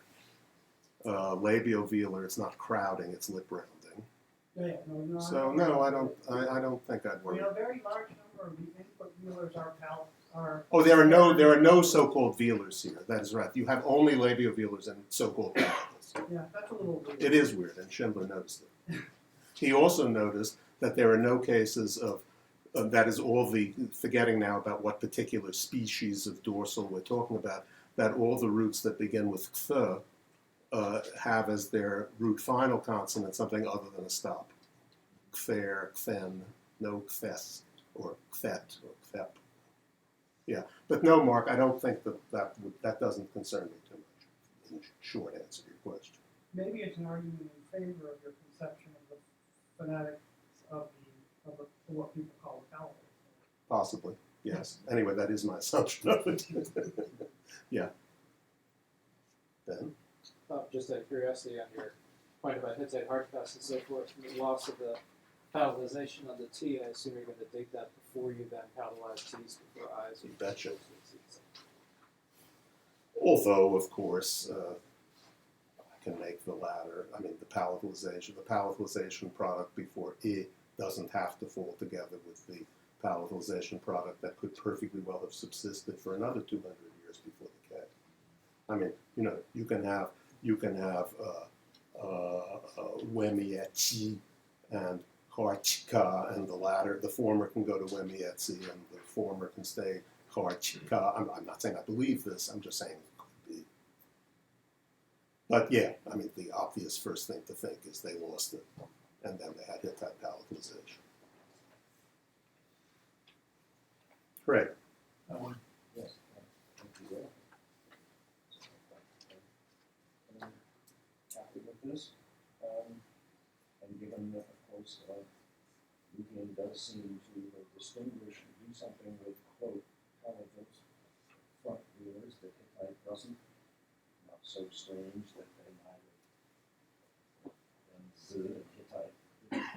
I would point out, of course, that that's not the only difference. The accent would have been different, and although when you go on within a phonological word, it is after all there is a morpheme boundary. Yeah. In other words, there'd be more than one way to explain. There would be. There certainly would be. I took the way that I thought was most harmful to myself. I think the thing that you probably need to emphasize, which you politely didn't, was that it certainly was for me, and I think you managed to wade your way through it. One of the problems I had was that I followed Meyerhofer and looked that you don't really need Thorn in the bare word for Indo-Iranian. And that in general, of course, you wouldn't necessarily strictly need it for Arctos, but we all had a very difficult time with Latin horses. We basically all just made up stuff. Because by our story, horses really shouldn't be there. And so I think you should, when you do this formally, you should point out that that was a grave weakness of this other scenario.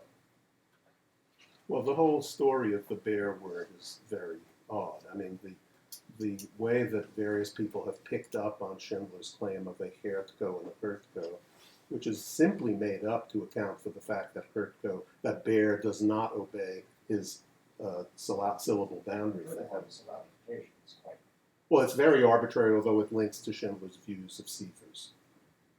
But apart from that, I mean, the evidence for Hertko depends on your theory of what syllabic R's do in this and that environment in Celtic, which is famously problematic, but hardly needs this theory. Simply, though, my point was, if you think that the term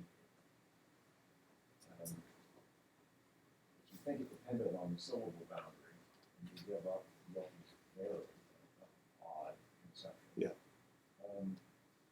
Basically, I argued, and that's what Dick did, and I assume by default, first, we simply had to say that one way or another, you have to get verses without Thorn. I wouldn't say that though. I would just, my Thorn being Tia, I would just do that here. No, but what I'm saying is, Yes, I know, I realize that, I I realize that. think you should emphasize. Yeah, you're right, I probably should. You can make some Okay. criticisms, which I would agree with, but Yeah, I think all right. that's a much more. You're right, I mean, I'm sort of dismissing a little too quickly, I suppose, the idea, the syllable boundary, the relevance of the syllable boundary to other people's thinking. We have a final question. Yeah. Thank you very much. Thank you very much. No, this plays many things, and I am especially happy for Xenontos in Creta, which is really a headache for everyone. So I have only a point, but probably secondary. In the case of S, in the pattern of your explanation, if we have a Yos after the aspirata, a priori we would expect a palatalization in all Greek. Is this, I am trying to imagine a word in which the yod has been simply absorbed. Well, this is a very special case because there happens to be, what Greek inherits here is a case of a yod after a dental, with a real yod. But it just so happens that this cluster is rather close to one where there is no yod, namely, I can't make it sound distinct, but with a palatalized yod. Now, Greek, before Greek starts becoming Greek, it changes that former thing to the latter thing, thus taking it out of the range of all the later palatalizations in Greek that involve segmental yod. Yeah. That's the way I think of it. But even if the yod was a little more phonematized, actually, the fact that there is a syllable after a consonant could be an argument to block the possibility of the palatalization in the sense of mesos or metos and so on. Yeah? Maybe, but I repeat, I just don't think there was, when mesos happened, I don't think there was a yod. Yes. Yeah. No. Yeah. Okay. Thank you very much. Xenontos is great, yeah, that's all. Thank you.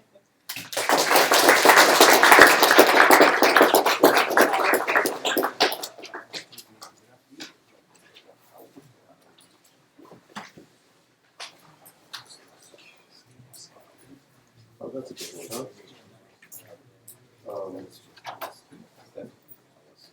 Yeah.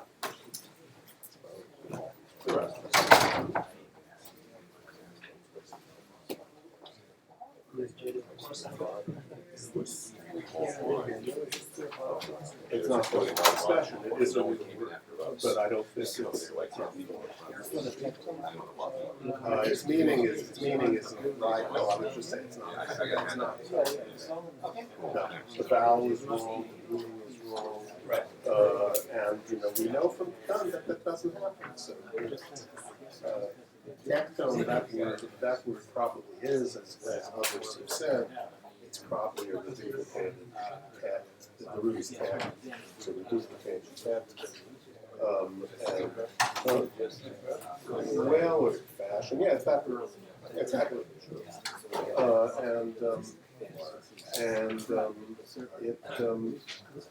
The thing that doesn't belong is hepatox, which is a real Essex thing. The reason for Tosh is that the Greek term is tepkanti. Tepkanti, once the thorn treatment there, and then once it became a tepkanti or whatever it was, stopped being analyzed as reducible. It came analyzed as a full grade north and south of the world, and Flemish singular case. But no, I don't think Tosh is there's another Tocharian form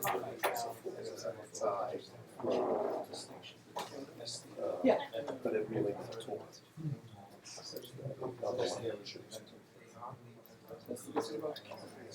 Yeah,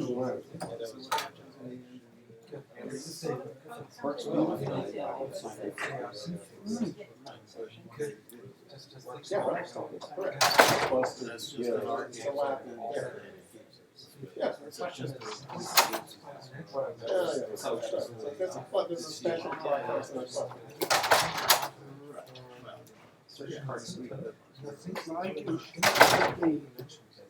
Your coma. This case, it's okay, it's not a question of somebody. It's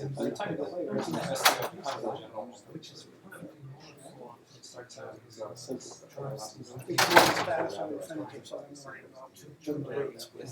So, of course, infinitives are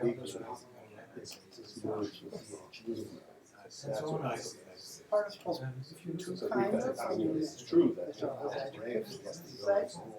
and there is a sound change, the H becomes. the whole honest thing. Is that I mean, it's just that. event structure, verbal roots, don't survive. Partly because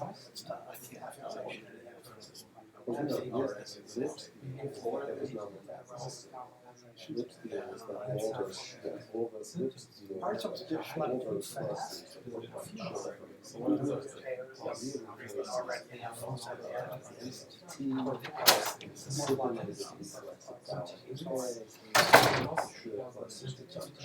Like, for example,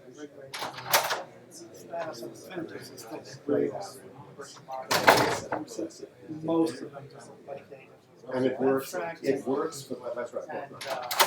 To that extent, it works for those particular things. I think some of them are steps. You know, argue. The evidence of these principles and the inherent event structure is this kind of voice neutrality or the fact that they don't have one branch. So there was no. So I guess the question is, as you come to but everybody repeats it. I like that. So if it isn't the case that on day one you say they have nothing to do with this, day two you say they're completely integrated. What? When there are steps between arch. Yeah. The steps would probably Well, it's something different from Armenian arch for bed. Kind of. By the way, does everybody here know the Lithuanian word? Or something. And somehow it doesn't make it into the dictionary. They'll know. It means a bear cage. The second Well, I know they do train, they do bear bathing, so they have bear cages. I'm not sure. I wish I heard that paper.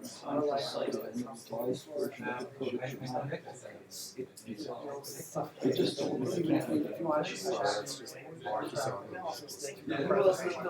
They'll probably allow me to have that. Unattended page. So anyway, 2 years. I think the question is, can you say that Thank you. I appreciate that. Are you keeping part 2 and 3? Oh, yeah, so, sure. Thumbs there. Yeah, why not? fine rate forms? The infinitive not the question. Well, this didn't happen because the cluster, that's right, I mean, those, the Couton treatment is before anything. It's a constant. For all I care, the polarization did happen, but then they lost. I would say. In a sense, I mean, that's say the rule like just says TK, so they don't bring their case for case, to the guard. We can't want to say say it's data powerful as to feel for free. arguments, And just lost. for their subject. Yeah. And they also stick in the Schwarzenegger perhaps before the cluster does its cluster. And so, if the case frame doesn't come along, you know, you just, I think, it looks like you're. I guess we have to because once again, That's why.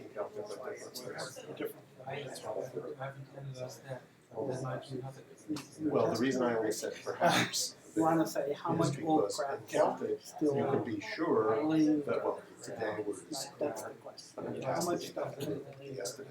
And doing it has to go back because we have it. Whereas in Germanic, Ruma could just have it generalized. But I don't know that. That's right. Yes, therefore the same for Latin. Oh, sorry, I said German. I meant yes, that will be right. Just say so that's why the issue of those. Pretty much, that's right. Minus finite, and then we stick it in trees and we do things with them. That's how it works. No, Latin could also just have well, I guess it has. I guess it has. They agree in that process. But, you know, And Harry, they're different. as I was saying, would presumably, And there are a whole bunch of well, ultimately it's the reflexes, GH is DH. All right, so I would say, I would often suppose that's it. And so, it's up to historical to help I'm not going to give anybody ask, because they're happy to just use what's minus one.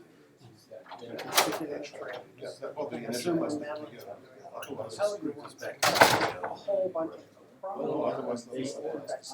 A large section of the problem that you face is a harder theoretical.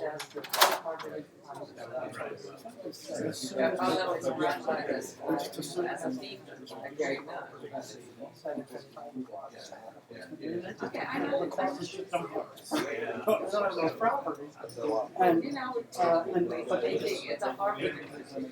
you know, it insists on the and that's because it's a harder thing. I'm not going to say it, but you know. historically was because if you can figure out staging, each stage is a round. So if you think it's an infinitive like and a fully incorporated end, and there are 4 steps, then we know there are 5 things. The thing it started out as, and the 4 subsequent steps, and they're different objects. They're different kinds of things.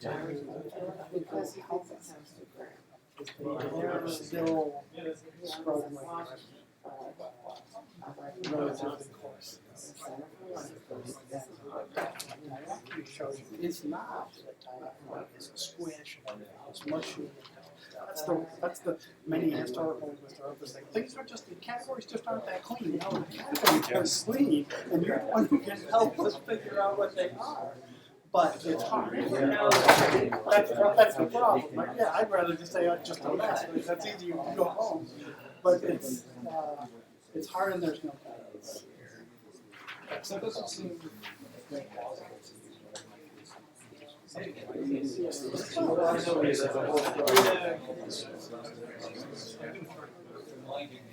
no, I mean,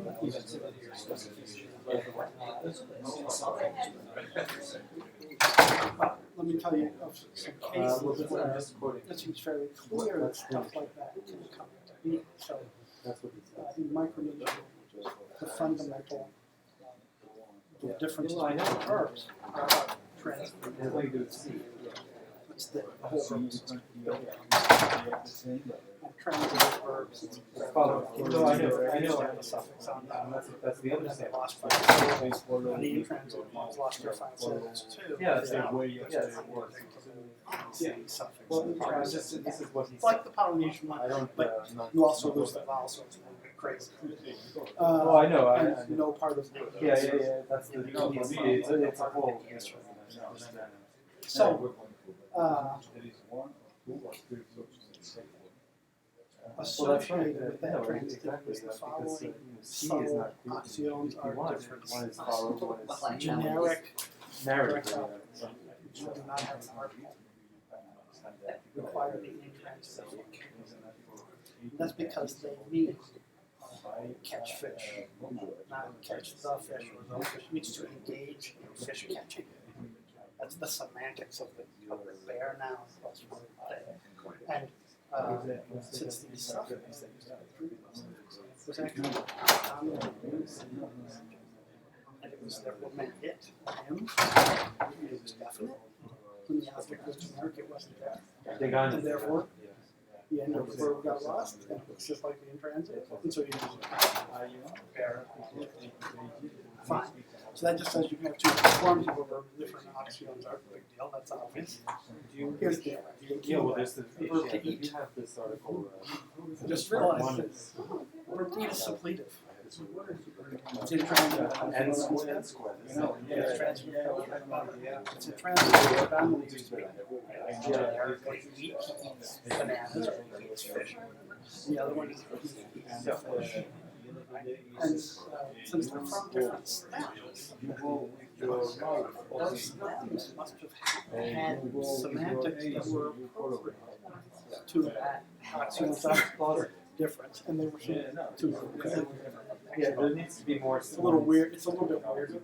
We want to write a whole. Perspective of That's what it says. one is one neck. One is can. Sorry. Do it to one another, especially if it doesn't sound like can is long and with its final syllable lost. That's certainly not. But another phonology problem that you probably know about is an Indonesian problem. Mung prefixation.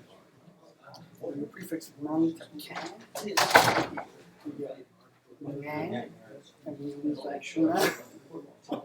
Eventually you're so it's not suppletion but the time of oceanic, the mung prefix is no longer in any, there's no mung except in mung. And so nobody could analyze it as related to can. That was 2,000 years ago. So it's kind of, if you say, let's start with Proto-Oceanic, it's suppletion. If you say, let's start with Proto-Austrian, so who cares? I mean, just a word, so who cares what it means? But I think what it means is that you can have two verbs that eat, and one of them can evolve so as to sit in the space of kind of generic eating with not a specific content. And one of them can evolve to have the semantics of eating the specific content. And again, from a Proto-Oceanic perspective, I don't care what it used to be derived from civilization. And so that's fairly close. That's kind of like what you're looking for. And I think actually, there's probably lots of verbs like that. I mean, so that's not such the issue that I'm worried about. What I'm worried about is when it's implausible to have two verbs like that, and then sort of be some part of the system where they yeah, well, I mean, so here's the problem. I mean, here's the problem with having this conversation. I refuse to accept it as a matter of principle that there's no difference. So if you can't find it, then the speaker was encoding something that's too subtle for us that we're not looking for. Right? I mean, it's like your Danish. If I think I gave Mary the number, I give her, she'd say, okay, so and I think it feels like you can just do it. Because I don't think the mind has a number. So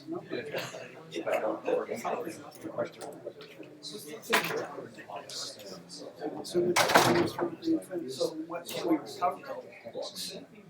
We can't for lots of things, so being able to do it for homework, maybe not. It can't just be Are you guys, you're still talking separately? I must have I don't think the public just make it but I think whether one can find it, I don't know. And of course, one would be there's some trace of the difference you find in the science, but So you are making. there You are making. can be outside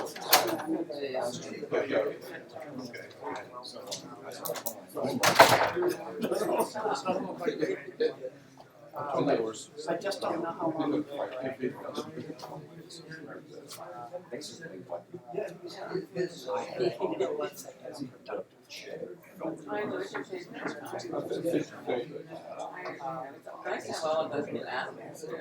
I move around. It wasn't his first. It wasn't his first work. If I was,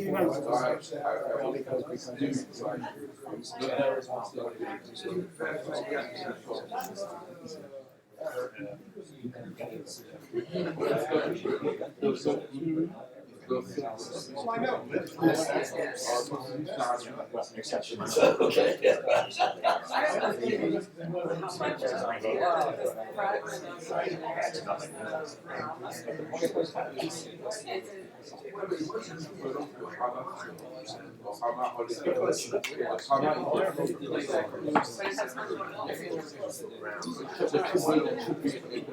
But there's not enough to figure out which of the.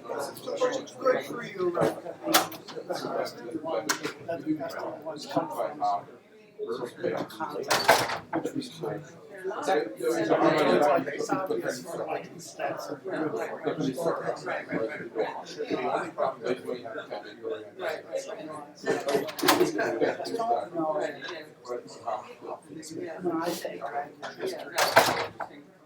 I need to know it's very constructive training. That's right. No, don't believe it.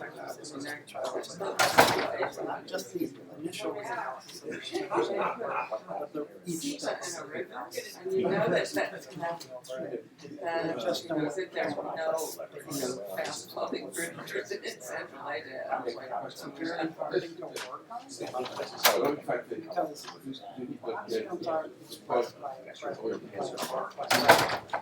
But yeah, but there's many versions. And Sita is sometimes, what's his name? presence or absence of any Ravana's daughter. mood. Yeah, so, they're, And so we got verbs are separate things, preverb. And so it's a calculus. I gotta keep busy. Yeah, right. We got the coefficients and roll in the end. This is the next one's hard. And the only time I was involved in that way, serious discussion was something around Slavic.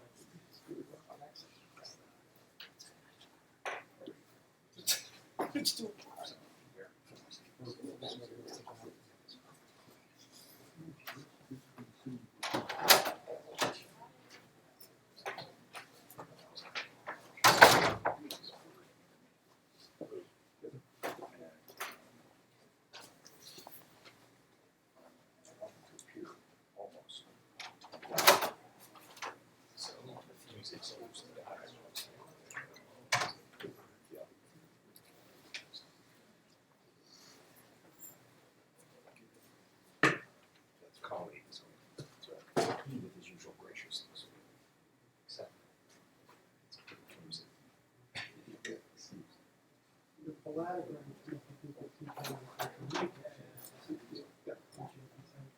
we also follow, you said both to social Oh, yeah. the trouble is that yeah, and that's like the other question I was going to ask, which is, you say you're going to meet this amount You don't have a lot of delicate electronic machinery in there. Well, can you get by? You can get by without it. Because all the cases fit throughout all my delicate concrete doesn't seem to survive, so I think that the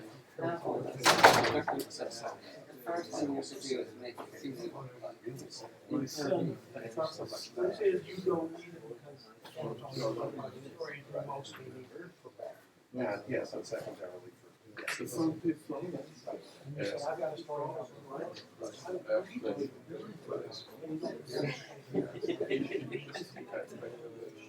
so it could still be. No,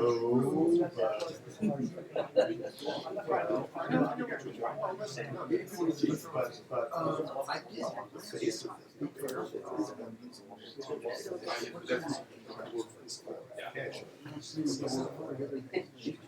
That's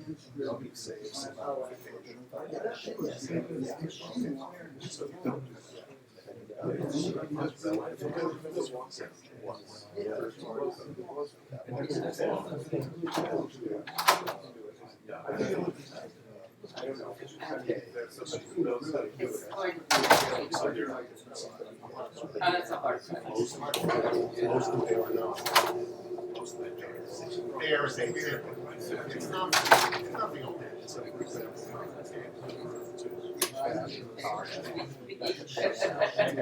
I keep running.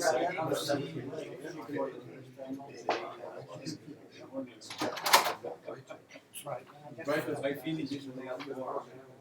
we will use some analogy of the word. Okay, well, I don't know. No problem. She never believes me. I then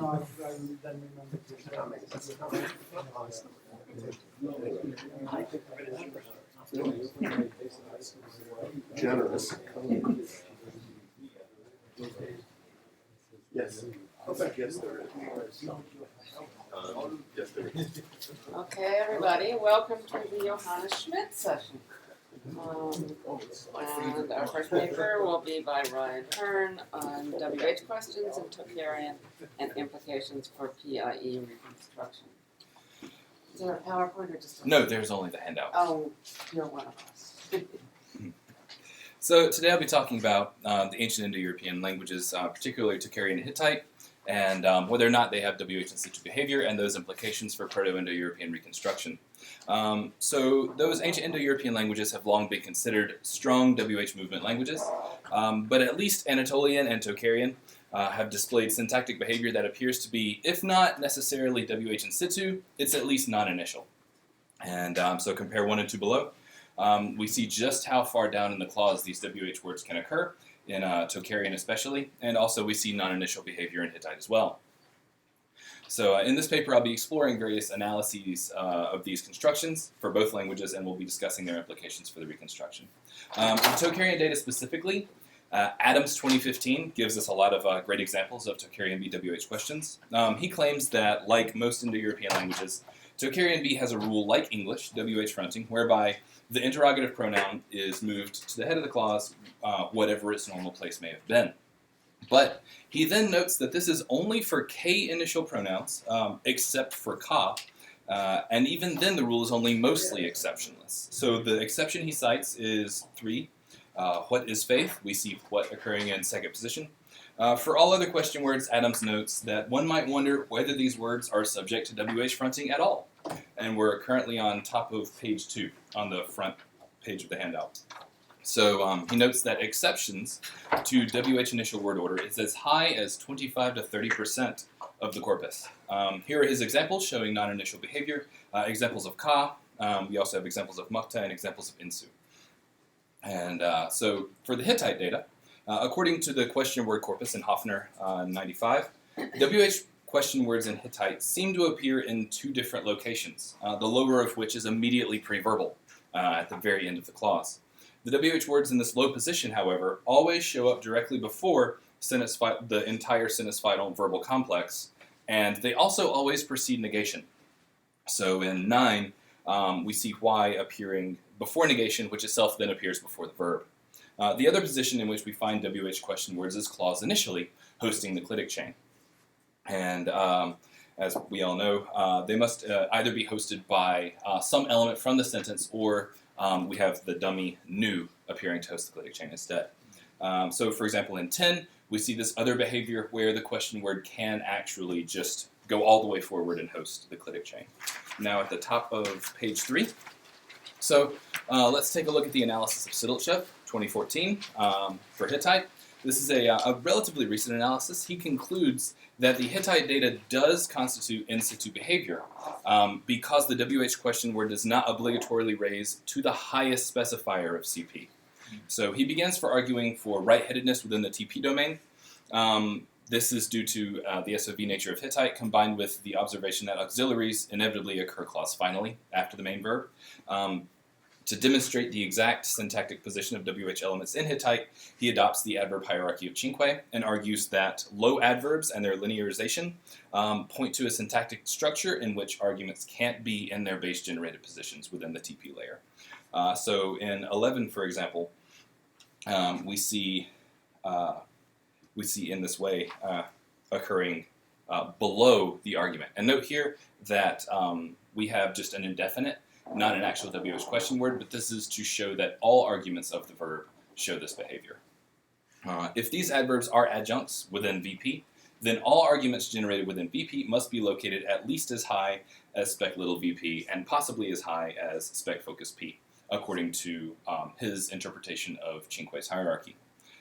Then further, to determine whether the WH phrase landing site is in specifier of little VP or specifier of focus P all the way up in the left periphery, he then turns to preverbs, which he believes heads a preverb phrase that marks the left edge of the little VP TP domain, and he notes that those always appear to the right of WH elements.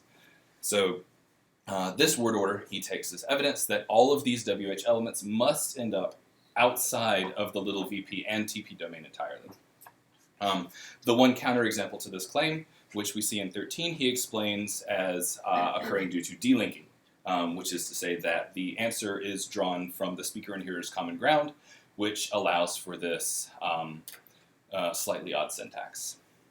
He also cites verb movement, and this is probably his strongest argument, as further evidence of the little VP external nature of WH phrases in Hittite. So we see that verbs can appear immediately before a low adverb in clause final position. So at the very end of the clause, you get these adverbs where normally you would find the clause final verb. Siddlesev interprets this as indicative of verb movement due to his head final interpretation of Hittite syntax within the TP domain. So basically, the verb would have no place to land within the TP domain, would have to move all the way up into the left periphery, into the expanded CP layer. And so when the verb raises in this manner, WH elements still have to appear immediately before the verb, which means that they must therefore be higher in the syntax than wherever it is that the verb is landing. So based on this evidence, he concludes that Hittite must show in situ behavior. So he says that these question words obligatorily move first to specifier or focus P in the left periphery, and then optionally move further to spec force P. Now, I think that there are three possible interpretations of the Hittite and Tocharian data, and I'm going to show them and what I believe to be their implications for the reconstruction. So first of all, the somewhat canonical view is that of Hale 1987, where you have just a late topicalization across an obligatory WH movement. So Hale took an in-depth look at Indo-Iranian languages to explain why we always see WH question, or we often see them occurring as the second constituent in their clause. For example, in the following line from the Rig Veda, where we see who appearing second in its clause. Hale concludes that examples like this across the Indo-Iranian languages indicate that obligatory WH movement across the board in these languages may then be followed by an optional topicalization process around the WH word. And the occurrence of Wackernagel clitics to the right of the WH word in these situations, he argues, further evidences that this topicalization process occurs late in the derivation. So in 16, we see the clitic occurring after the WH word in what appears to be third position in the clause. But if in fact that was originally second position and the topicalization subsequently occurred, then that would then put it at third position, but understandably, because the topicalization was late in the derivation. For Hittite specifically, Hale follows Held in assuming that the clause initial connective particle nu is effectively extrasyntactic, and that initial position in the clause is to the right of nu plus the clitic chain. But note that this is starting to sound really familiar. This sounds a lot like Siddlesev's analysis. He also seems to be saying that WH question words undergo obligatory movement into the left periphery first, and then this process may then be followed by a further fronting process of the WH word itself or some other constituent. But the difference between the two analyses, I think, is that Siddlesev stipulates that this behavior must be WH in situ because he defines WH in situ as, well, he says WH phrases that are not demonstrably in the highest specifier of CP are assumed to be in situ. So the difference here is by that stipulation and his assumption that things move into focus P instead of higher in the left periphery, this behavior is therefore in situ. And I don't think that that's necessarily the case. So, so Hale and Siddlesev both seem to agree. Hittite shows obligatory WH movement, followed by optional topicalization of at least one element. The vast majority of the Tocharian evidence also seems to conform to this analysis. We're now at the top of page 5. So, counter evidence to this. Evidence in favor of Hittite showing true in situ behavior would therefore require a question in which there are two main constituents that precede the WH element. So if we're assuming obligatory WH element, or WH movement, followed by optional topicalization, then we would not expect to see two elements in front of the WH word. So I believe I found one example of this in the Hittite corpus, as we see in 17. Here we see that U and not nu is anchoring the clitic chain, and so even under Hale's analysis, this would count as a topicalized constituent. So only when the dummy particle nu hosts the clitic chain is the clitic chain extrasyntactic under that analysis. So here we see an argument hosting the clitic chain, and then we see the object of the verb, and then only then do we see the WH word. And I believe here this constitutes at least two syntactic elements appearing before the WH word. For Tocharian as well, I believe I found an example that cannot easily be accounted for by the topicalization argument. So in 18, we see why is the single road called the only traversable? We have single traversable occurring first, followed by the single road or the only road, and then we see the WH word why. And further, recall the behavior of the Vakernagel clitics in Sanskrit as seen in 16 above on the previous page. Hale uses the occurrence of the clitics to the right of the non-initial WH word as further evidence that the movement across the WH word is late in the derivation, that this topicalization occurs after the position of those clitics has been assigned. But note, in the Hittite examples, the clitic chain attaches to the topicalized item itself and is then subsequently followed by the WH word. So we see that, again, that important difference. It seems clear that this Hittite behavior is not a case of exactly the same kind of topicalization over WH that is described by Hale. We will need some other sort of analysis. So that's the first option, is we would follow Hale's analysis and assume that we just have topicalization over WH. The second option, if you believe that the two sentences I provided here constitute enough counter evidence, then we might want to argue for true in situ behavior in either or both of these languages. So if one concludes that the data is strong enough, then you could eventually conclude that an in situ analysis would be necessary. The following is a brief attempt at such an in situ analysis. So to start, according to Adams, we see that embedded questions in Tocharian show obligatory WH movement to the absolute front of the clause without exception across the board. We see this in 19, where the embedded clause we see y appearing initially. This asymmetry between matrix and embedded clauses is not uncommon, and similar effects are seen elsewhere in Indo-European. One such example is the optional in situ behavior of matrix WH questions in modern French, in which intonation can indicate a WH question in matrix clauses, but not in embedded clauses. We see this in 20, 21, and 22, where we see first the obligatory WH, where we see WH movement accompanied by a WH question intonation, and then in 21, we see WH in situ, which would be accompanied by a yes-no question intonation. And then we also see that in 22, trying to leave the WH question word in situ in the embedded clause is ungrammatical. So to account for this, as well as the lack of WH movement that we see, Cheng and Roerich propose an underspecified intonation morpheme in overt syntax, which is compatible with both WH questions and yes-no questions, and these can check the question feature in C. So either the WH element may overtly move to specifier of CP and check the question feature, as seen in 20, or the intonation morpheme in C may itself check the feature in 21, and that would be accompanied by in situ behavior. In French, this intonation morpheme must also be a root morpheme. It only appears in matrix clauses and can only take matrix scope. But both the underspecified and root nature of this morpheme are parameters that may vary cross-linguistically. So for example, we see in Portuguese that you can get WH in situ behavior in embedded clauses. So they do not have the root variant of the morpheme, but the morpheme is still underspecified. And this analysis is straightforwardly applicable to both the Tocharian and the Hittite data. So we see also the same parametric variation that we see in French and Portuguese above. Tocharian does not allow non-initial WH question words in embedded questions, as we saw earlier, or at least it's not attested in the data, if they did. And Hittite does allow it, as we see in 23.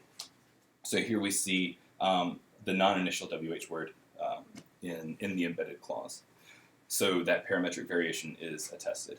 Further, according to Melcher, there may be evidence for a special yes-no question intonation in Hittite, which is indicated by plain A spelling of the clause final verbs of two questions in Old Hittite. To my knowledge, no examples of this exist for non-initial WH questions, but it's certainly something to keep an eye out for, and it would be interesting if we eventually did see that. So we see that there already exists analyses that can account not only for the apparently optional in situ behavior that we see in Tocharian and Hittite, but also that these analyses can even account for their typological differences as well. And now on to the final page of the handout. So that's the second option. The first option is to say, okay, well, we just have obligatory WH movement, which is followed by optional topicalization. The second argument would be, no, we actually do see some true in situ behavior in these languages. A third option would be to go with asymmetrical in situ behavior. And I have a hunch that this one may be, in fact, what we're seeing. In every in situ example in the Hittite and Tocharian corpora, with the possible exception of the example below, the WH words in question are either how or why. And the example below in 24 can potentially be explained by WH movement, followed by topicalization of the entirety of TP as one's constituent across it. I don't think it necessarily constitutes a counterexample. So every true in situ example that we see is either how or why. What these have in common, of course, is that they are all adjuncts. And many languages show an asymmetry between argument WH behavior and adjunct WH behavior. And I argue that it's possible that Hittite and or Tocharian could show this asymmetry, that this behavior could be old, and that the development of across-the-board WH movement was innovated after Anatolian and Tocharian broke from the proto-language. Of course, this effect could also be due to the relatively odd pragmatics needed for two arguments of a verb to precede a third WH argument, and our in situ sample size may just be too small to be conclusive. So, to conclude, there are multiple possible conclusions that you could be drawn in the direction of, depending on how strong you feel these exceptions to the topicalization over WH argument is. So first, if you can explain away those examples, then we would just, of course, conclude topicalization over WH, as has been seen before. Second, you could say that we have obligatory WH movement in Tocharian only for arguments of the verb, but not for adjuncts. And the third option is to say, hey, maybe we did actually have true in situ behavior in both Hittite and Tocharian. So from here, I plan to thoroughly check the other old Indo-European languages to see if any of these odd exception examples have slipped through the cracks. If not, if I check them and I don't find anything in the other old languages, then the fact that even these small number of exceptions exists shows that there's a difference between these languages and the other old Indo-European languages. I've checked Lubotsky's Vedic Concordance. I didn't see any exceptions. Based on Hale's work, it doesn't seem like there are any significant exceptions in Indo-Iranian either. And also, I plan to continue translating the remaining untranslated WH questions in the C-tome corpus. Hopefully new data from Tocharian itself might give us one or two new examples of in situ behavior. Thank you.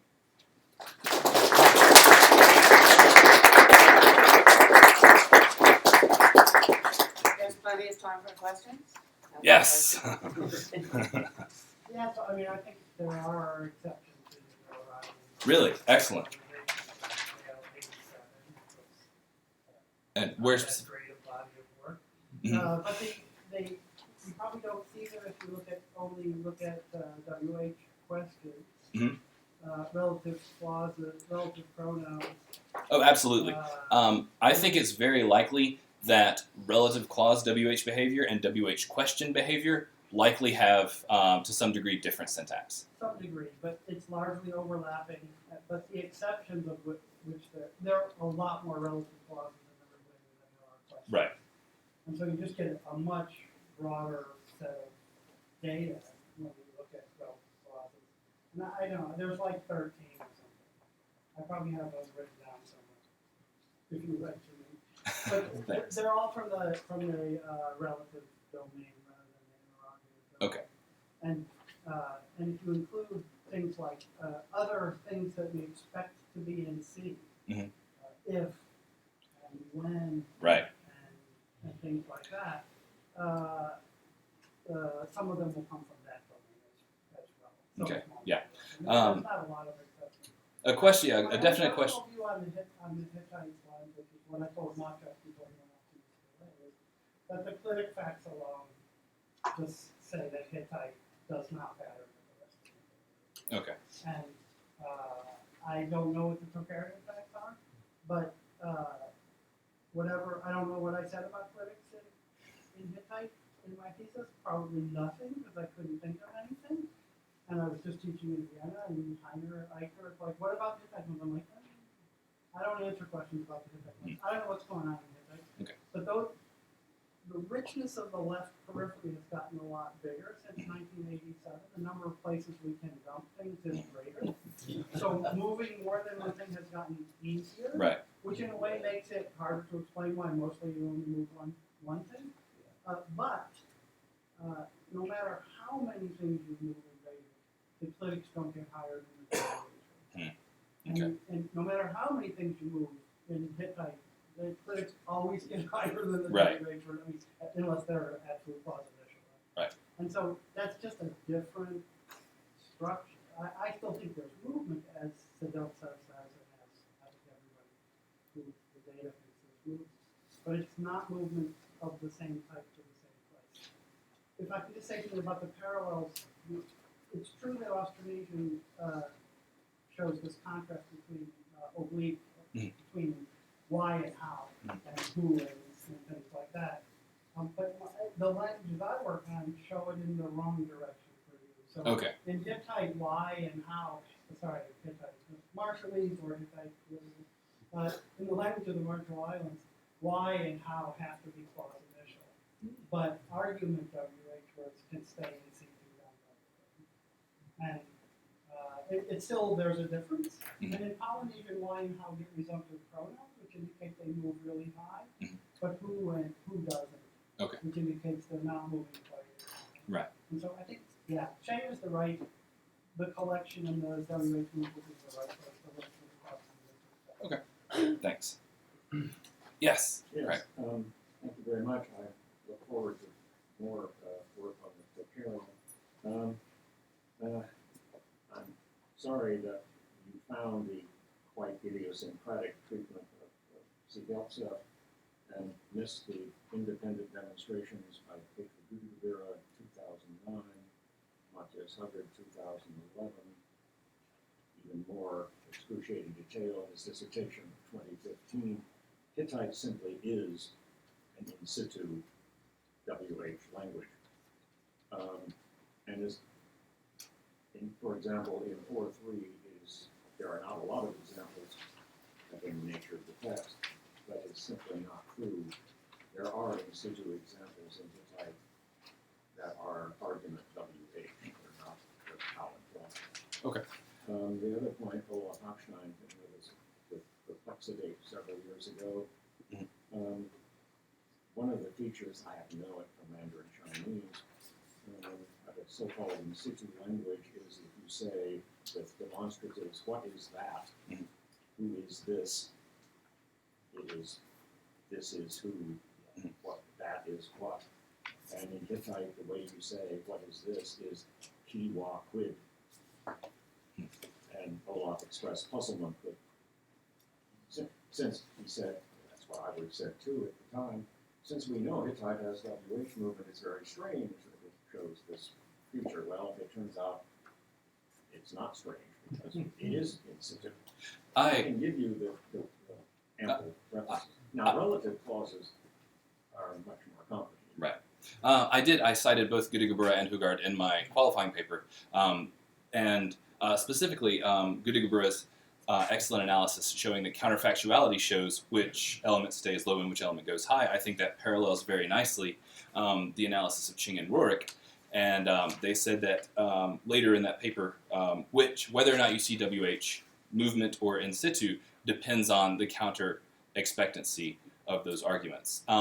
And I checked Gödde-Geburg. She has a wonderful typology of all of the WH questions, or all that she was able to find.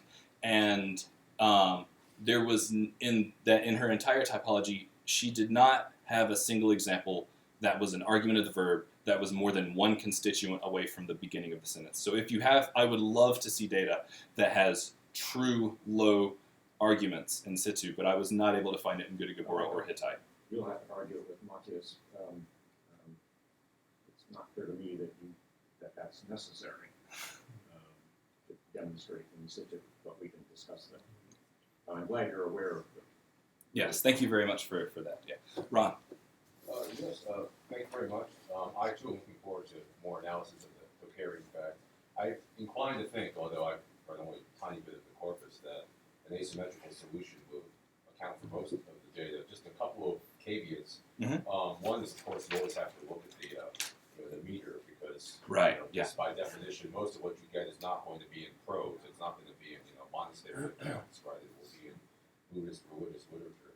And even if an asymmetrical account is correct, it doesn't exclude the possibility of pragmatic raising. So if you look at example 18 in section 411, this is from the commentary to Jasanoff. Right. Certainly, the single road is part of the common ground, right? That's known. So you're saying delinking. So it's So okay. Of course, it is quite possible that is not raising anyway, but and in fact, I would translate this, and I see that the editors of CCOM have done the same. The only passable one, why is it called the only way, right? And so like a focus and a topicalization construction. Yeah, and so of course, the asymmetrical analysis does not exclude. Right. This could be for more than one reason. Right. Thanks for that. Yes. Yes, Ryan. Thank you very much for this truly excellent paper. I think it was completely balanced and very superior to what's been written before about Tocharian and other languages. And regarding Tocharian, yes, I can confirm what you said. It is TP, or topic phrase movement, left direction. And in the Karma Vachana, so in the prose text, you get also the questions and definitions. And in definitions, it always goes like that. That term, what is it, right? So that term or this phenomenon, what is it? And it just dawned on me in my contribution to the Marburg Hethitisch-Tagung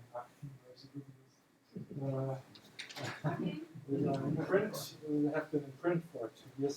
I also spilled some ink on this issue and wrote some lines on the topic phrase movement, and I provided examples from Latin and from ancient Greek for this kind of phenomenon, and I aligned it with Tocharian. And I also played with the idea whether, Hittite, despite of what has been said before, might also conform to this kind of pattern. That woman have you seen her? And this kind of thing. You also get this type of information structure in SOV, in ancient SOV languages, all over the place. Was the Latin data parallel to the Tocharian data, or were there differences there? I can check the examples. Yeah, that's fine. I can give you. Thank you very much for that. That would be great. Thanks. Anybody else? Thank you. Thank you very much.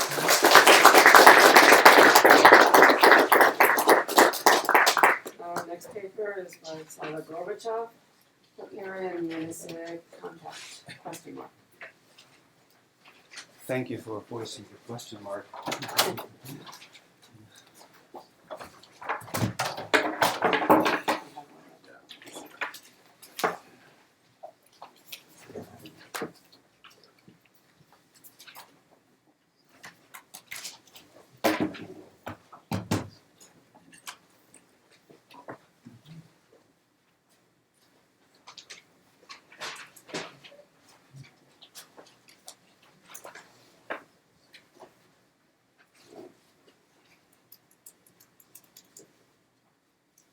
I guess my computer is waiting for 2 more minutes.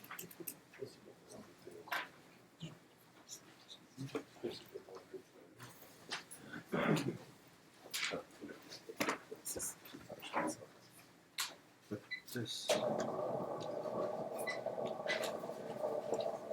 Can you switch off that one? I should do that.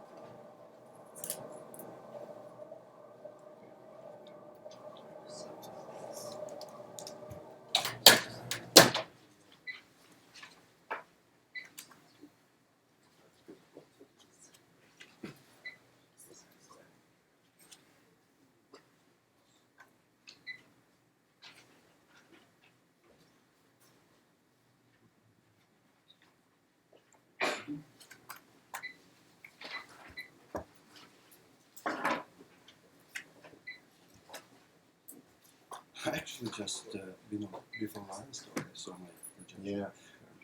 Yeah. I think there's a.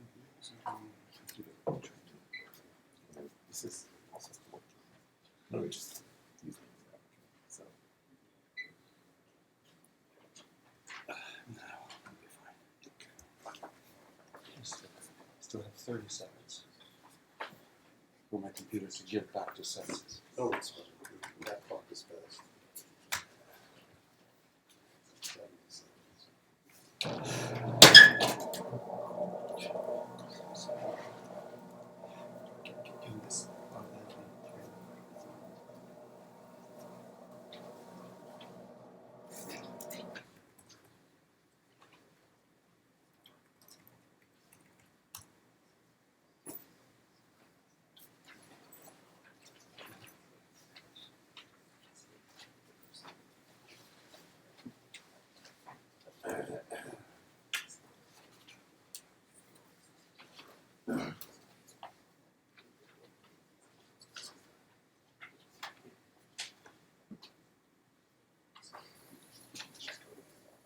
Oh no, There it is. it's fine. It's fine. It says welcome.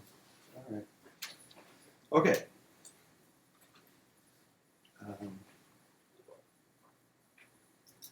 Well, first of all, I'm happy to be here, and I'm happy to be part of the Johannes Schmidt section.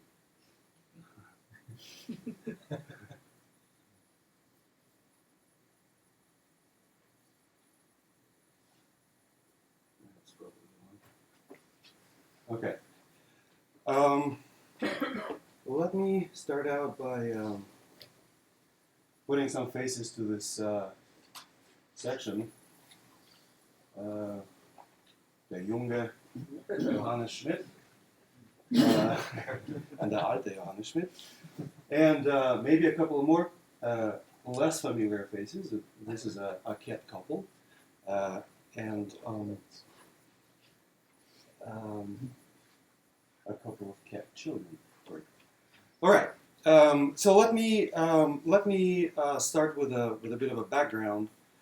Tocharian presumably started out somewhere here. If we buy into the Kurgan-Pontic-Caspian hypothesis, we can make it even more specific. Adding a couple of cultures onto the slide doesn't matter. Point is, this is where it started. Another interesting thing about Tocharian, or the first thing interesting about Tocharian, that unlike all these guys who moved west and south, Tocharian moved east, and there may have been more than one in the European groups there, but the sole survivor is Tocharian, on the way to its destination to the Afanasyevo sites. If we again agree that the Afanasyevans were the linguistic ancestors of the Tocharians, they got in contact with Botai-Tersek culture and left some cultural imprint on it, according to some. And here is the Afanasyevo area in shall we call it, South Siberia, north of the Altai Mountains and north of the West Sayan Mountains. And then after being there for a while, between 3,500 and roughly 2,500, they moved south into the Tarim Basin and occupied the northeastern parts of that territory. Right. Now, this is a nice map from. Let's see. Mallory, where you see territories plotted where Tocharian A and Tocharian B were spoken.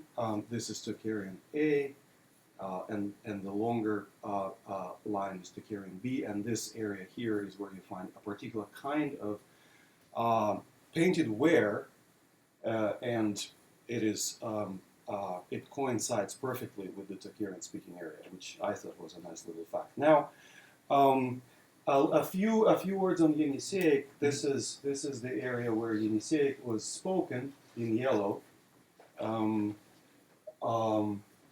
In about the 16th century, the Yeniseic languages are Ket, what you see here on the map, and then Yug, Pumpokol, what a name for a language, Arim, Asan, whatever that is, and then Yastin, Kot, and these two guys. The ones in gray are the ones that we only have just a few names from tax collectors, Tsarist administration tax records.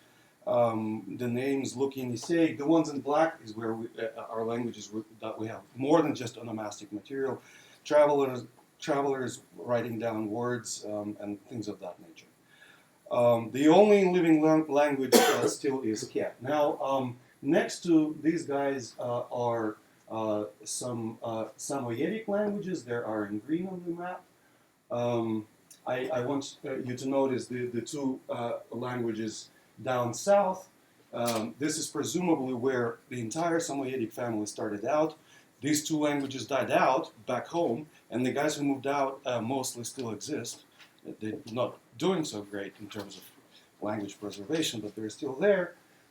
This is just a summary map where you have languages arranged from north to south in the 16th century, and these are attestations of death, a language death. I'm going to quickly skip through trees, it doesn't matter. But what does matter is that the northern Yeniseic branch should probably be called something like Southwest Yeniseic, because the two languages, Ket and Yug, moved way north from where they used to be, and it's going to be important.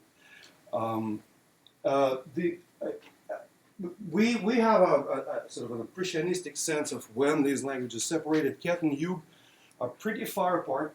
Maybe like Russian and Polish. Impressionistically, I looked at both, and people put about 700 years between them.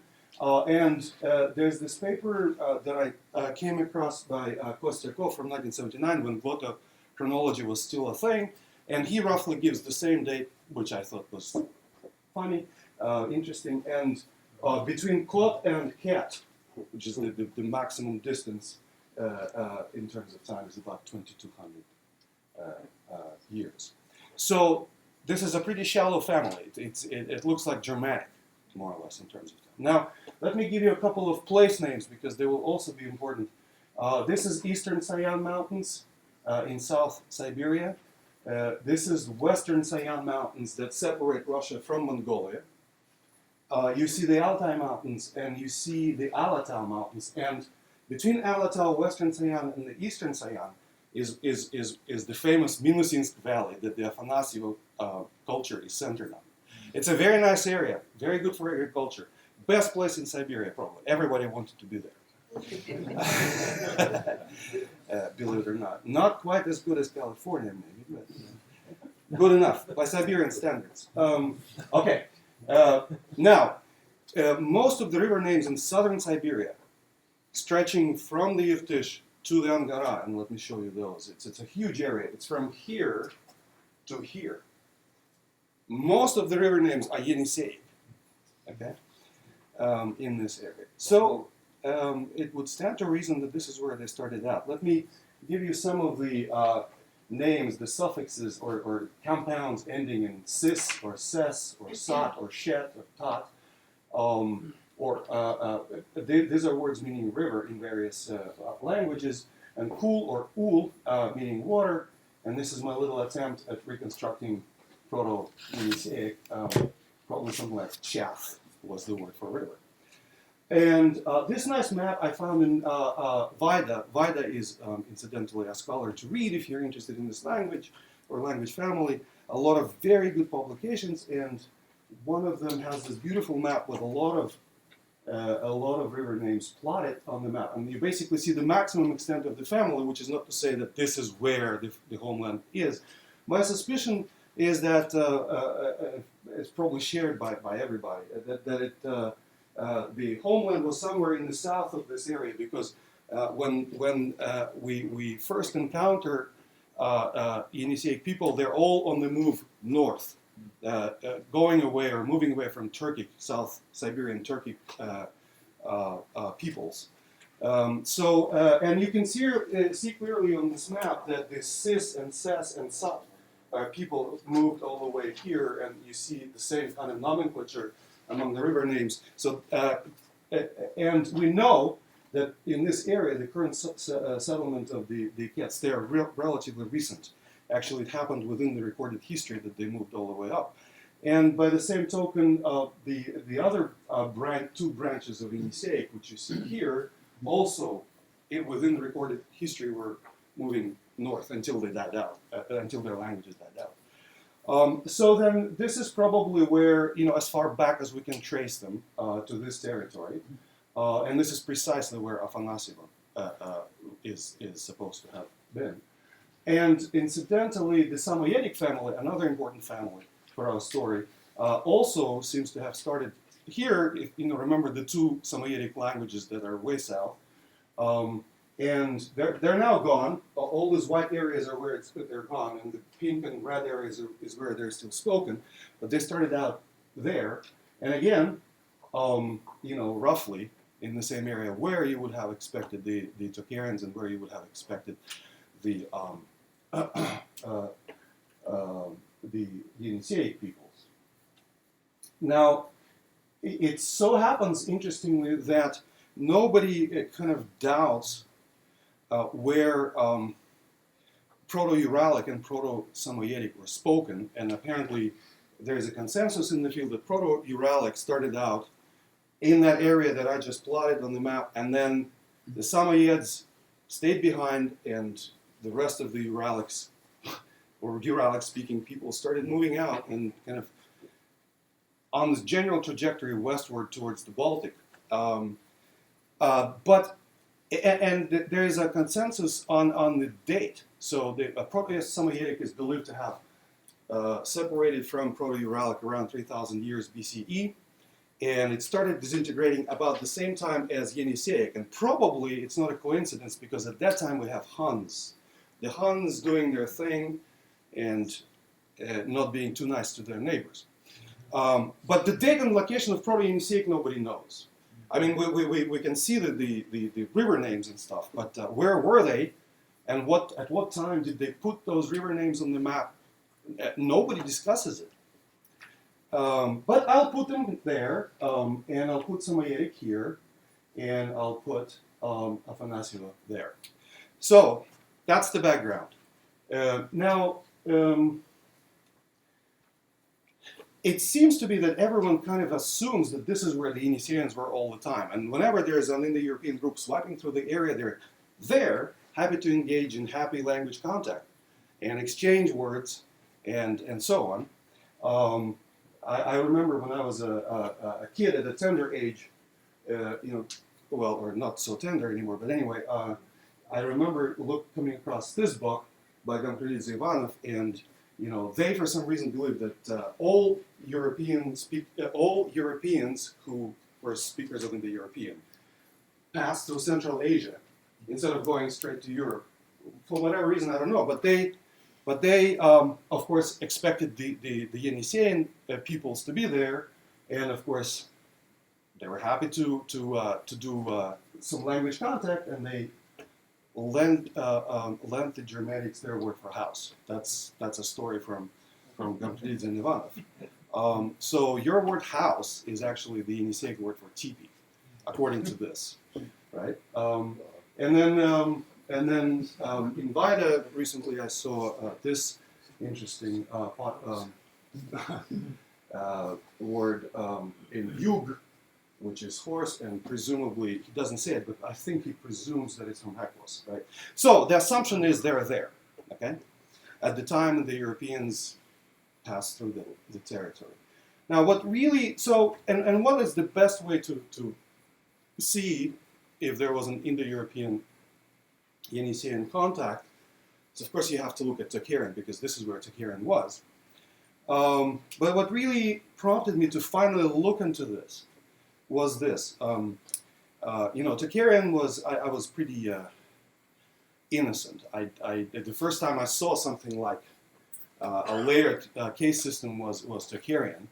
And, I liked it. It was a good case system. I guess we may call it a second layer case system using terminology by Kulikov.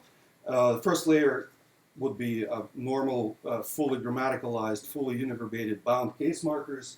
Third layer would correspond to clear instances of postpositional phrases, phrasal postpositions, phrasal level postpositions, stuff like that. And the second layer takes an intermediary position. So that's secondary cases or second layer cases, if you accept Kulikov's terminology. Now, let me skip this, it doesn't matter. A typical second layer case in dynamic, or sort of in diachrony would look like this. Germanic kansa borrowed into Finnish, or into Finnic as kansa. In Finnish, you have basically a second layer case is hosted by a stem which is provided by another case. That's the idea. And so you have here a stem provided by the genitive case and a postposition that means company or crowd. And what you have here is a phrase that means company of a boy, and that comes to mean with the boy in dialectal Finnish, and ultimately a fully univerbated commutative morpheme in Estonian. So pojaga, believe it or not, goes back to pojan kansa. Right. So that's a trajectory from a third layer case to a second layer case, and then finally normal case marker, quote unquote. Okay. Let me just quickly remind you that this is precisely what the secondary cases in Tocharian look like. You have the oblique case, which historically is the accusative, and then you have all kinds of postpositions. They still act as phrasal markers often, hence the so-called Gruppenflexion, right? And here are examples, of course, from Thomas and Krause. Now, what really started me on this project, and it wasn't a legitimate reason to start on this project, as you will see, is this. This is the Yeniseic case system. When I started looking at Ket, and I saw this, and look at this. You see the genitive is the base form, the base case that provides the stem for a number of locatival cases, or cases with secondary or peripheral cases with locatival meanings, locatival functions, and that looked to me exactly like Tocharian, and I thought it was interesting, right? So I thought, oh, we know they were there, we know the Tocharians were there, and look, their case systems look similar. And this is the Cot case system with exactly the same thing, exactly the same configuration, where you have the genitive case and a number of postpositions to produce locatival cases. Okay.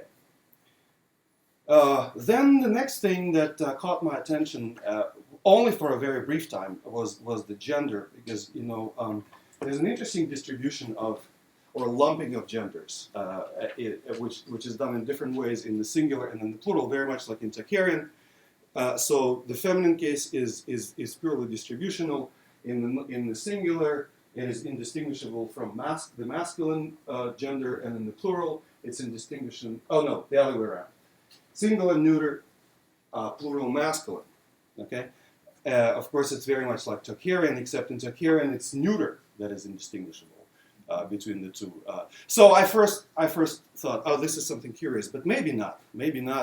And in fact, I don't know if we generally believe Adams's story, but a case could be made. We don't. Okay. So during Q&A, but a case could be made at least that this is just an accident, a phonological accident on the part of Tocharian. There's nothing going on cognitively or nothing going on in any other way.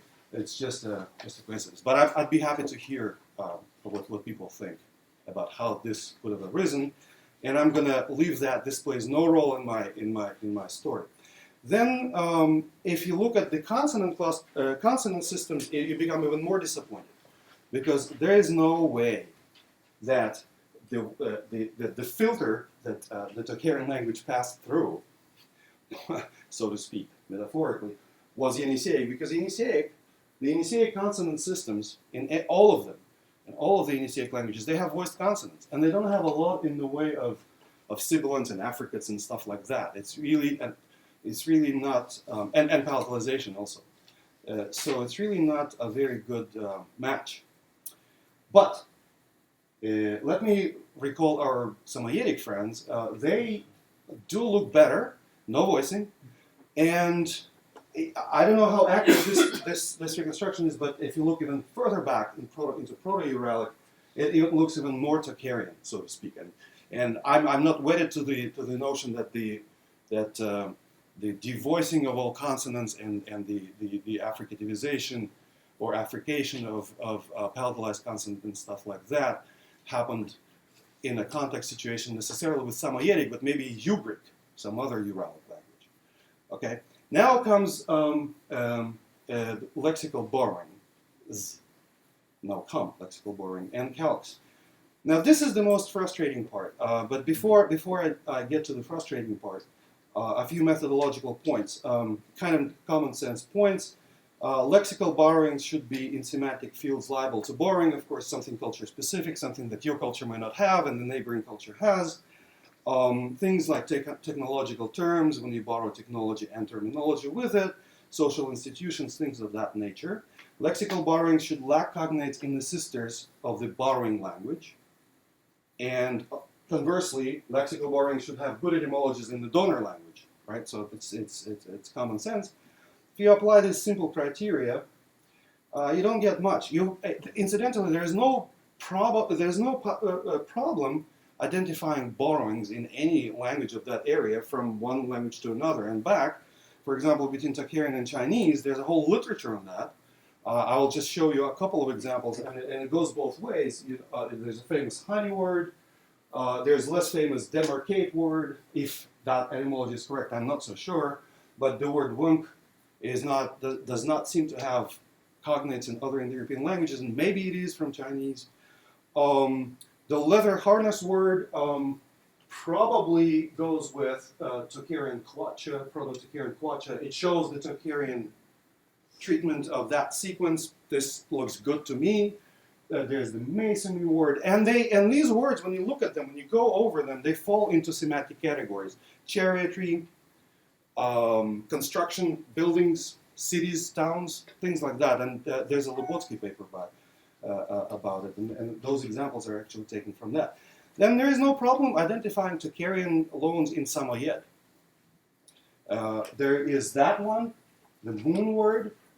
There is the seven word. Maybe there's some kind of cultural prominence to the word seven, or else why would it have been borrowed? But it was, apparently. The metal/money word in Samoyed is presumably the Tocharian word for gold. Maybe the word when is the oblique Tocharian quen, a dog. You may ask why not ku or something like this. Kaleo makes a long story. I have no time, but it's a very plausible story. Because there are many other words that sounds like ku in Proto-Samoyed, basically, long and short of it. There's a famous calc from something like Ugric. I didn't find it in Samoyed. Maybe it is there. Where the word for face, akmal, is I nose, and that's a Ugric type compound for face. All of the Ugric languages, and Finnic languages as well, have their word for face that means something like eye mouth or nose eye or something like that, right? So it's all on the handouts, and there's a lot of data. I have no time. But when you come to Tocharian-Yeniseic lexical borrowings or lexical exchange, there's a curious silence, more or less, in the literature. They talk about Samoyedic borrowings, they talk about Turkic borrowings, and so on. Especially in southern Yeniseic, where there's a lot of Turkic borrowings. But when it comes to Indo-European, there's Russian, and there may be a couple of words like kus, horse, maybe it's just one or two, and that's it. Okay, that's a very deep time period, and Yeniseic happens to have monosyllabic words of the oldest layer of the lexicon. It seems to have, there's been a lot of phonological wear and tear. Maybe it's a little difficult to identify. I don't know. I tried myself, and found a couple of things, but they look desperate. They don't look good. So, Proto-Yeniseic bok, hand or palm. Is it not? Is it correct? Not correct? No. Huh? Tocharian Yeniseic.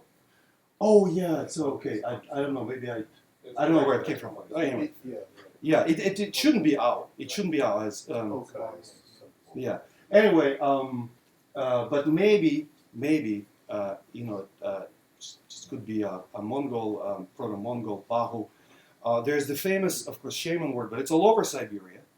And the story there, okay, maybe it's from Tocharian, but at the time the Tocharians were up there, there were no Buddhist monks among them, presumably. And also, it's just better to take it from Chinese shaman. So Chinese shaman, which is, of course, Sanskrit shramana, then would be the source of Tocharian B, but the source of Ket would probably have been Evenki Saman, which is from Chinese. I mean, that's a much more coherent story.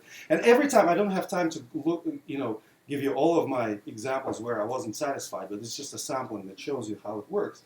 Or you would come across something like ser, meaning deer in Yug, and you would think, sherwe, hunter, which is the Verdi derivative of the stag word, but then you look at ket, and it's sele, and Kotchele, and clearly there, and then you look at other sound correspondences. That R is not original, and so on. Okay. I'll just skip that. But these are the 2%, the 2% of the Tocharian words with no etymologies where we would be looking for Yeniseic borrowings into Tocharian on the Tocharian side, but I haven't found yet any examples. So the interim conclusion is like this. We have lexical borrowings from Samoyedic, nothing from Yeniseic. We have a layered case system from Yeniseic. Maybe it isn't. It is there in Yeniseic. Gender configuration not the same, and no voicing distinction. That is a match with Samoyedic, but not Yeniseic. Now, let me just quickly say to you, I'm skipping the entire section, that this setup with the secondary or second layer cases is not unique to Tocharian and Yeniseian at all, as I learned in the process. The entire section, there's a bunch of examples where you see this coming up time and time again, and apparently it's a pretty stable system because Romani, which was leaving India at the time they were developing, famously their postpositions, which they now. Shall we call them case postpositions? They're still there in Romani, more or less. So skipping that, Lithuanian. And last question, contact with whom would it have happened to produce a second layer system? Well, first of all, no contact with anybody had to have happened. Languages sometimes are on the cycle. You lose your case system, then you acquire it again. Maybe there was some contact pressure, but it didn't have to be Yeniseic at all. And if anything, it actually could be Samoyed. Here's the case system in Samoyed, right? So you have exactly the same system as in Ket, where the genitive is the oblique, right? And then you have all kinds of. There are 13 cases. I'm just giving you a sample of this. So then this removed the last need for any contact with Yeniseic. Tocharian would have come out the way it did without any agency of Yeniseic, and that's the end of my story. Well, the last thing to just say a few words about it. Why no trace of contact with Yeniseic? My guess would be that they were simply not there. They were not there at all. The Yeniseians were not where the Afanasievans were 2,000 years before Common Era. By 2,000 years before Common Era, the Tocharians were already in Xinjiang, in the Tarim Basin. If you believe, maybe a little later, but no later than 300 BCE, because the word honey from Tocharian is there in the Chinese records already by then, by the mid first millennium BCE. And then the mummies are all from the first millennium, and so on and so forth.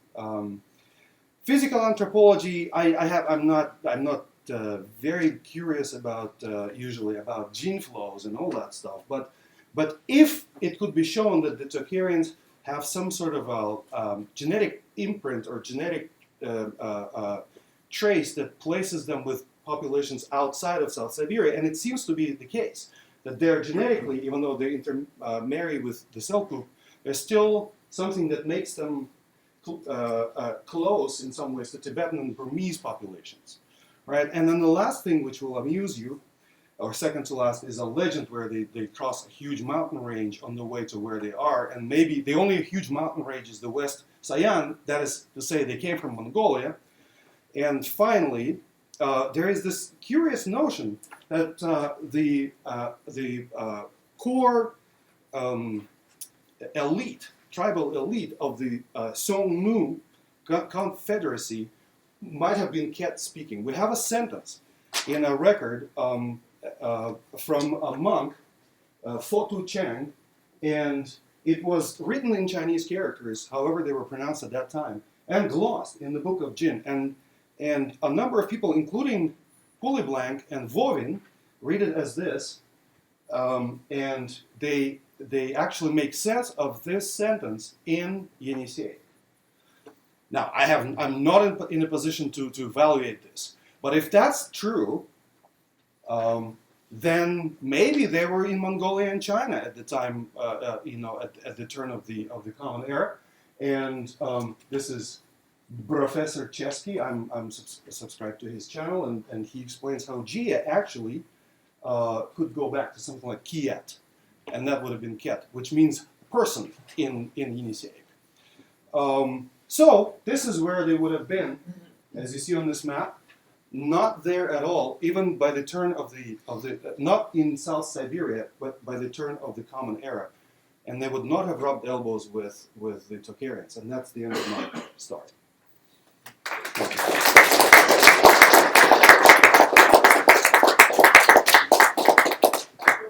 We don't really have time for questions.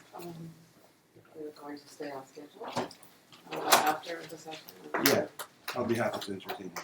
Our final paper of the afternoon is by José Luis García Ramón, Reconstructing Infinitival Forms and Functions to Open Questions.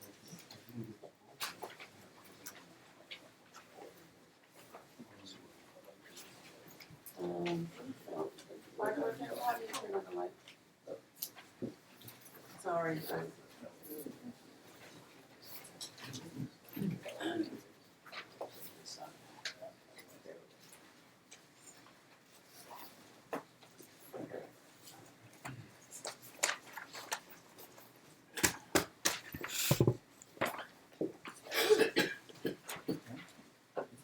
Have you all the handouts?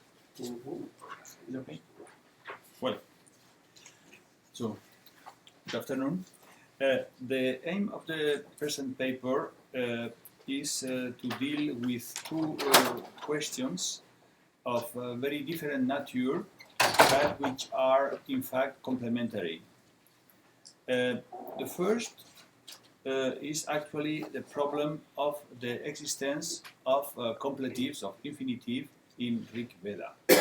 The title, the order should be the reverse as in the handout, because the question infinitives in Rig Veda would seem senseless, in spite of the fact that recently there are explanations in this sense that the Rig Veda has not infinitive properly. I don't think that's the point. Yeah. Well, number one, the text number one is the key of the problem. As we know, the term Vashtuni, Ushmashi, Gamathiai, the phrase has been always translated in two ways. And not only this, but every translation implies a conception, a syntactical conception. Yeah? A is we wish to go to the dwelling place. I give the translations given by the different translators. The translations follow those of Jamieson and Brereton, except indication. Gamathiai, the second possibility is to interpret we wish the places to come, or to get, or to reach. Yeah? In other words, in the first case, A implies, as we know, that there is a completive or infinitive, a complement of Vash. The second one, very frequent among syntax researchers, is to assume that Gamathiai is not a complement, but a freie Angabe, a free adjunct, especially final. Yeah? Well, if we focus briefly in point B, alternative B, which actually wins and prestige every year, I don't understand why. We can imagine here there are 2 points. On the one hand, the comparatistic tradition, according to which infinitives are originally all datives, and we have to say, I want to have it, but originally I want it to have it. Yeah, this is probably not enlightening at the first time. Yeah?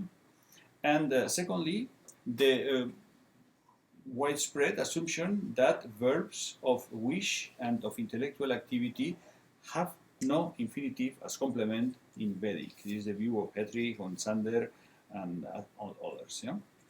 Well, I will spring to concrete points because it will be too long. Yeah? And at the top of this position is the current interpretation, Haspelmath. It's actually a corollary of all this, yeah? According to which infinitive can only be an obligatory argument for the expression of some complemental phrase types. And if the infinitive, what we call an infinitive, is final, is not an infinitive. Yeah, well, I would say I don't agree with this. I permit myself to make reference to the presentation of the points of view of Haspelmath here. As we know, the border also it has always been said that the infinitive is the last step of a process of desemantisierung and of desemantification and grammaticalization. This is clear, yeah. But the border, the wall, is still between final and not final, yeah. And this is the point which is not clear at all, yeah. I permit myself to get further and to say shortly that, as it has always been assumed, let's please turn to page 2. We can assume that there are infinitives absolutely in Vedic. Yeah? This is the case of the text 2 and 3. In the case of Tarishani, which is a final function, it is a freie Angabe, a free indication, and it has a decidence of locative, which does not fit at all with the function of final. And the same applies to Pi Badhiai, which is also final, with an ending which synchronically is not that of a dative in. What is the point? Yeah. Well, to get to the concrete point, to the problematic passage, Tavam Vashtuni Ushmashi Gamathiai. The recent attempt, very prestigious by Zender, is given in point in text 4. He tries to put both phrases in bold in parallel, and the translation is in number 6. Diese eure beide Wohnsitze begehren wir, sie zu erlangen. Yeah? Well, in fact, he cannot give any parallel supporting this. His arguments are given in points 1, 2, and text 5 and 6. I will not get it. Yeah? To get directly to our point, we are in C. My attempt will be operating with Vedic itself to show that the complement of Ushmashi is Gamathiai, and not at all Vashtuni. And for this, we shall try to take into account the synonyms and the collocations. The essentials could be D in paragraph C, and this allows us to go a little bit further without getting into all the details. Yeah, Vash has as complements in accusative, among others, action nouns and infinitives, but not designations of place. Second point, Gam has place as complements if we take into account synonyms like Gerha or Asta, which are synonym of Vastu, which only occurs one time Vastuni in this case. And third, and the most important, the collocation kom, home, expressed by means of Gam and Gerham Astam, is at least one time clearly the object of Vash in another passage.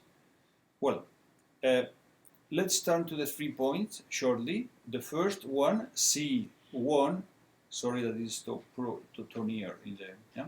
Also, Vash, wish, has object in accusative, with abstracts, with nomina actionis, with infinitive, also with animates. But in no case indications of place. All of these could be indicated by means by a possible anaphoric reference with tad, tam, or tan, or the like. Yeah?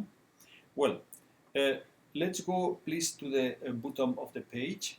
In B, we have cases of action nouns in accusative, irrespective of the paradigm is complete or not, with asich, outputting, arab, jiva tu, vi much, avert. All these forms have the form in accusative as the object. If we have simply one of the instances, vasti arabam, wish to grasp. Well, please let's turn to page 3. There is also number 4 in the top, one case in which we have an infinitive, jajatiai, as clearly object by Vasti. The translation of Stephanie fits in this part too, and I think it's the only manner to explain this. We have also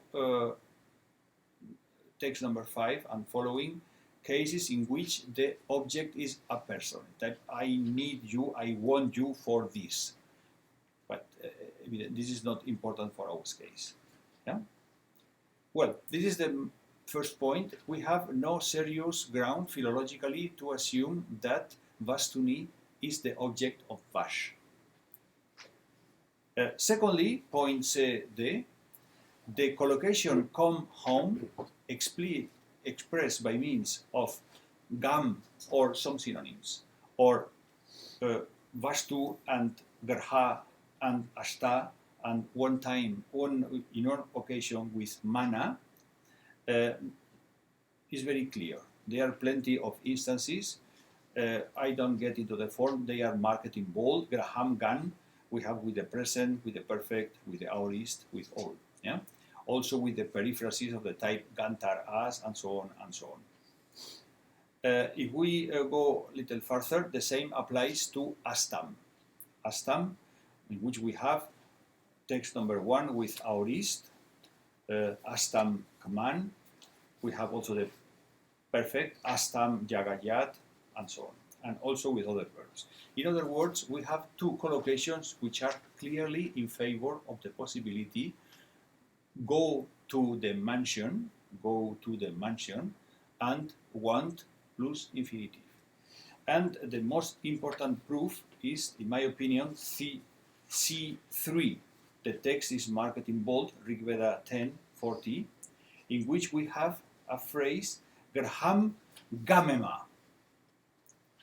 Made we go to the house. Subsumed by tat ushmashi. This is what we want. In other words, if we have a look on point 3, I assume that Graham Gamema ushmashi is match perfectly Vasuni Gamema ushmashi. And our starting point, Tavam Vastuni Ushmashi Gamatriai, could perfectly be reflected and match the form with Graham. In other words, according to this, the internal evidence shows, in my opinion, clearly that the only possibility is to interpret Gamatriai as a nice infinitive, as the complement of a verb of wish, of wishing or willing, and so on and so on. This is what is set forth at the end of the page in the conclusion. It is true that there are not very much instances, but it is also fairly circular to say because there are so few, we try to eliminate all the forms. Yeah.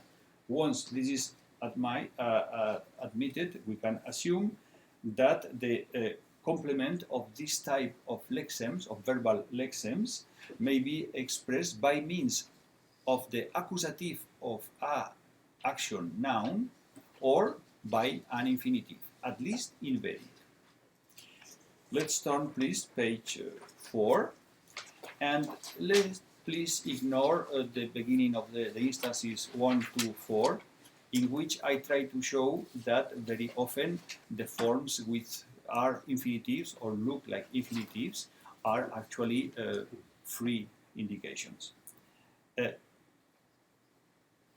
Once we have established this for Vedic, the comparison point A confirms that infinitive as complements of the reflexes of Wek are surely attested in Avestan and in Anatolian, and in other languages by means of other lexems which are also synonymous. In the case of Avestan, obviously enough, we have to operate first of all a Vedico ipso, but the comparison clearly confirms this. Also in Avestan we have number 1, Gatoi Vasami Daradiai. We have in 2, 3 different types of infinitive. There are plenty of more forms, clearly in more forms, but few instances in Vedic. There is also number 4, the possibility of accusativus infinitivo, ACI, and so on. And we know that the normal complement is in accusative. In other words, we have infinitive forms alternating and commutable by infinitives. The same applies for Hittite, where we have the forms with infinitive, always drink and eat, and we have also accusative as object, infinitive, which has not the form of an accusative, functions like an accusative. The same in the case of a synonymous, sang, seek for, demand, etc., etc. We now point E3 that in Greek it is the same. The verb weg is remained marginal only in the participle, always in absolute construction, the same like in ushant, in Vedic. And if we have a look on synonyms, bulomai, ethelo, we find the same constructions. And the same applies for other languages. I will permit myself to ignore this, which is common wisdom among us. Yeah? To sum up, we can conclude that the function of the infinitive with verbs of wish and order is common to all Indo-European languages and may therefore be considered as inherited, irrespective of the significant, the form with we are expressed. We can assume this, and we can assume, obviously, that for the complement of this type of verbs, in Indo-European, one can operate with accusative of action nouns, and in some of the languages, perhaps with infinitives. The problem is, and this leads to the second question, could we really reconstruct forms of infinitive for Indo-European? This is a vexata question. We cannot deal with her here, but probably it would be very frustrating if I don't evoke this. What we have for our A's is that the infinitive as complement and the complement of verbs, modal verbs, is attested in different languages. Well, if we have a look now, we get to the second question, Anatolian infinitives and infinitive formations. In a first overview, we can see in the first column the Anatolian forms. In the middle, apologize for present these facts, these hypotheses a little bit apodictically. The second column refers what we can imagine it is core Indo-European, and in the right, Proto-Greek, because it's a significant case of this. But the problem is, in this case, the protagonist is the Anatolian group. If we start just now from left to right, we see that the formants, the morphs we have in Anatolian are also attested in other languages, but not exactly in the same form. And on the other hand, we have the endings which are specifically Anatolian, and even more specific creations within Anatolian, which can hardly be traced back to Proto-Indo-European. This is the case of the alative ending a, and the case of the originally ablative ending c. These two forms are specifically Anatolian, and the fact that they are not attested in the other languages may assume that the infinitives in Anatolian are actually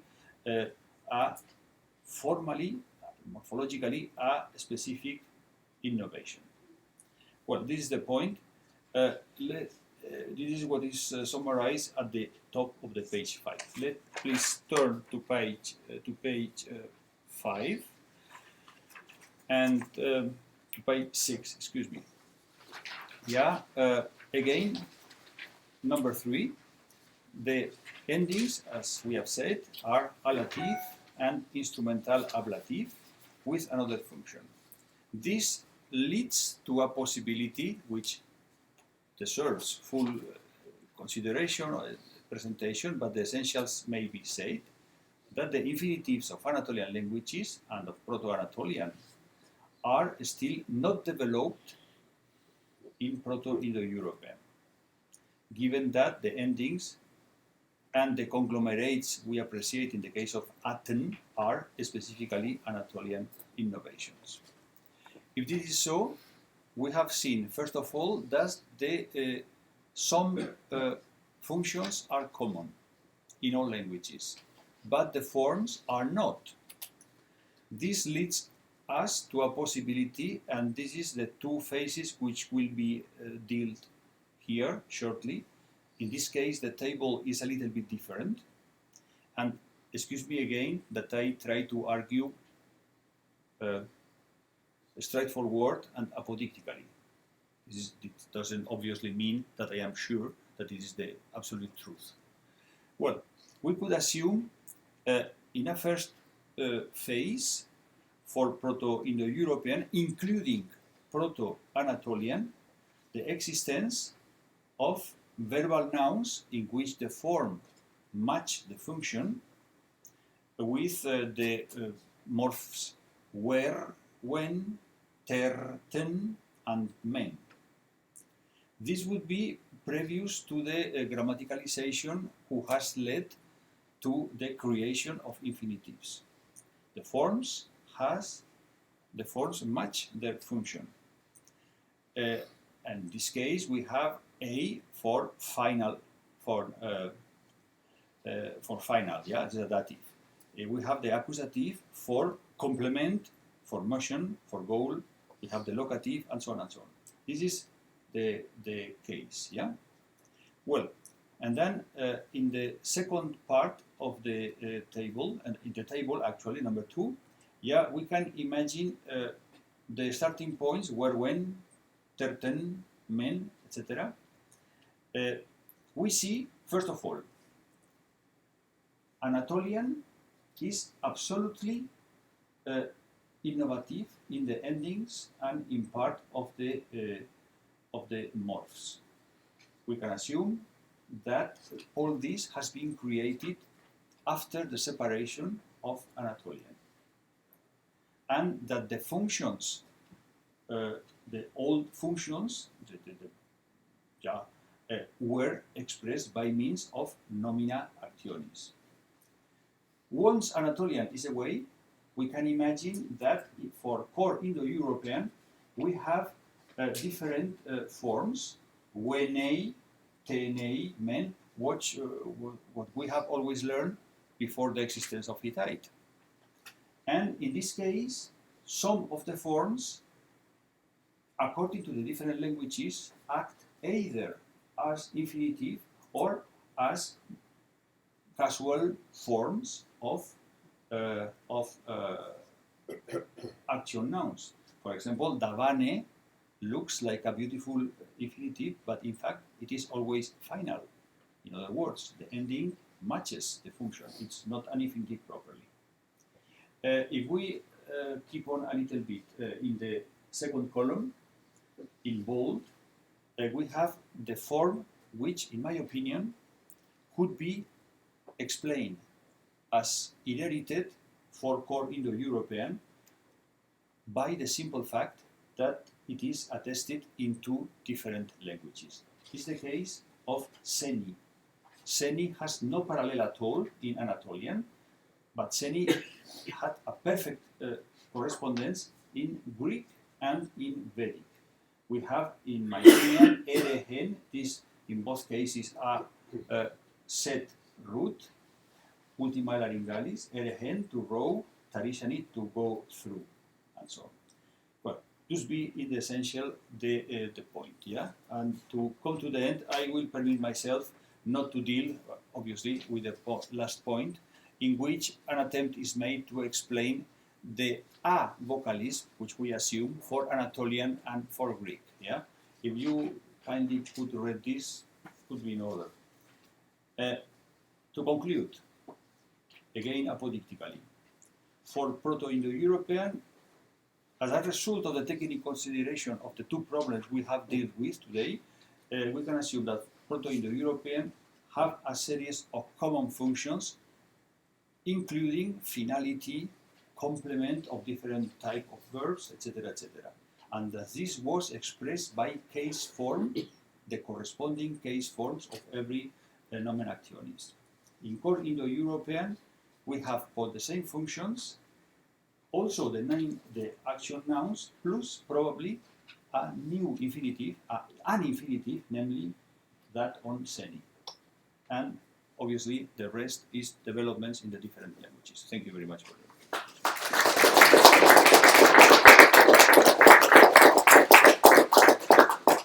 5 minutes for questions. Thanks very much. I think we may need to be careful with the bold-faced equation of sunny in Vedic with Hearn or Ehen in Greek, because... Don't you agree? No. Because it seems that all of the sunny forms are secondary and later creations in Vedic if you go through them philologically, and also they seem to ultimately boil down to extensions of the so-called perspective, say, first singular middles, which Jay has recently shown is also... First singular? Yeah, like Souchet and Gurnichet and so forth. These can't be separated from those which themselves are late creations. So I think we may need to be careful with that equation, which is often made. Well, yeah, thank you. So I would say that the fact that these forms sen may be analyzed as 0 grade of a S stem plus a locatival N plus a facultative deictic E obviously is secondary. But that this is secondary doesn't mean at all that it must be recent. Also, every language, including Indo-European, has the right to have creations secondary but old at the same time. Also, I have never assumed that this is a non-innovative creation. I fully agree with the origin in the S stems, in the addition of the locatival N, and the facultative addition of the ictic E. This is clear, yeah? But we have no reason. We can assume that this is separate, but we can also assume that this type of development has taken place in a given moment, and that the coincidence, which I assume you admit that the equation is perfect because both roots are ultima laryngalis, and sen is added to this. Erehen doesn't live fourth in Greek. It's replaced by ereto, but erehen is clear, athematic, and tarishani is exactly the same. In other words, I agree about the formation, but according to our possibilities, if the coincidence is perfect, we can assume it could be inherited. We can talk about it. Is okay? Other questions? I'm curious about I'm curious about the integration of nomina actionis into the argument structure of Excuse me, I don't or Indo-European antecedent. I'm curious about how dative nomina actionis get integrated into the argument structure of a verb like yeah. Yeah, this is a fact, yeah? Yeah, it is. But how old do you suppose this innovation, this syntactic reanalysis is?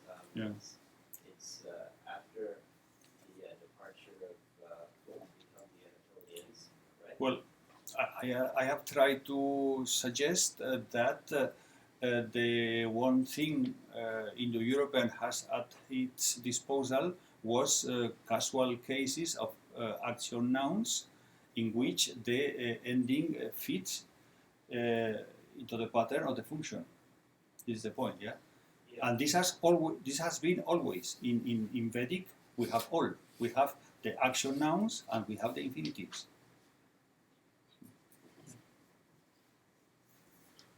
Any further questions? Very short. If not, let's thank our speaker. And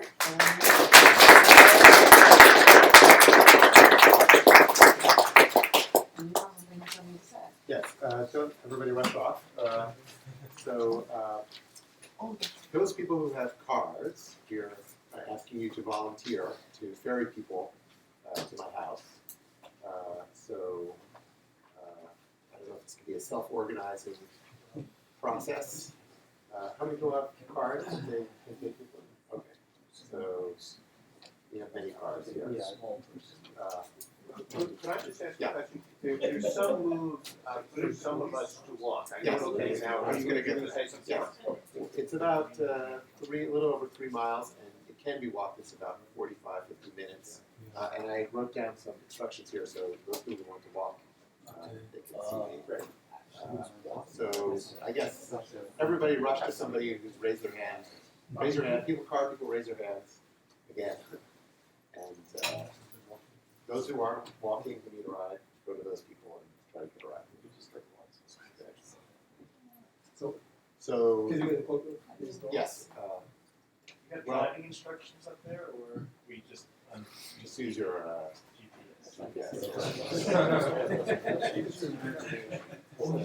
So those people who want to walk, come to me and I will. So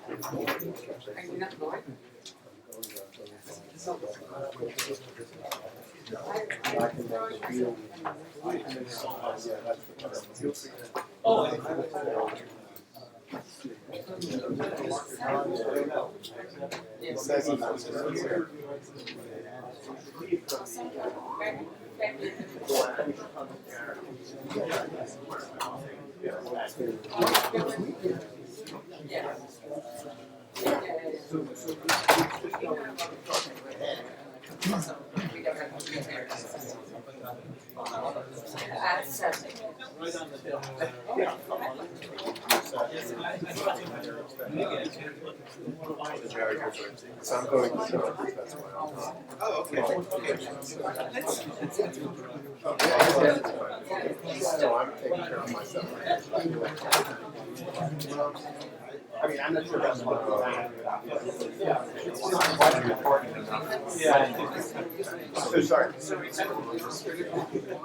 I'm going to go. I won't use that.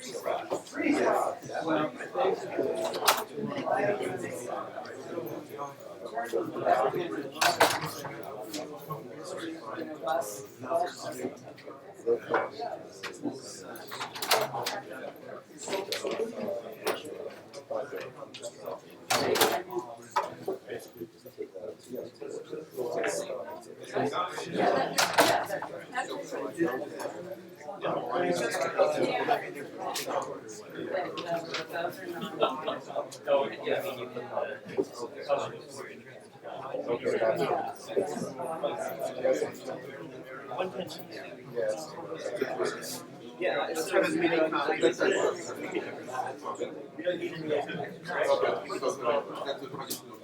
The traditional method.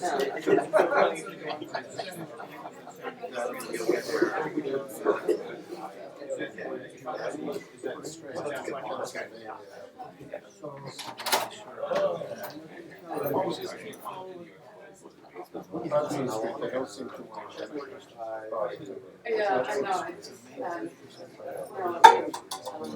And also, it's also, it's core of it's very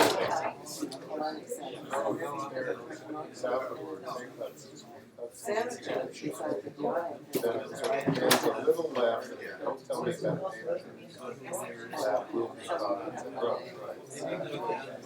Yeah, and I get the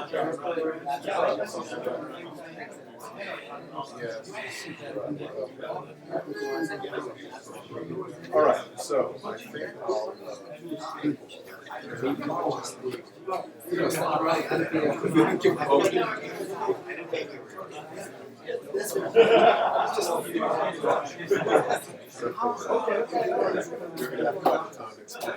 Still probably. No, yeah, to me, well, tell me what happens.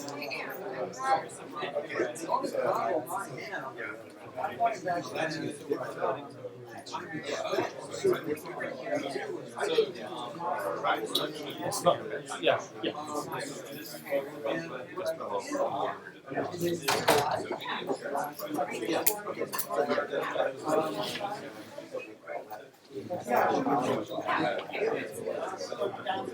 What's up?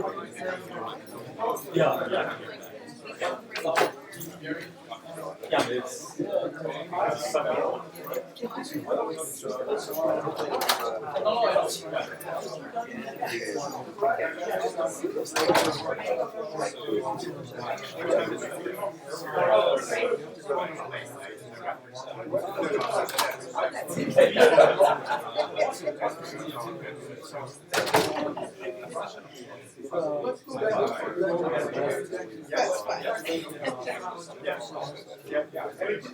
Okay, let's go back to this.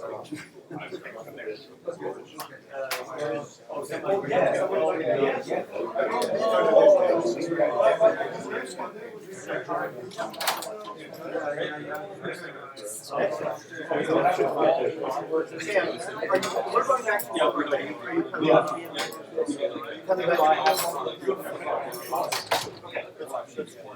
you're going to try to does everybody have a ride or a plan to walk?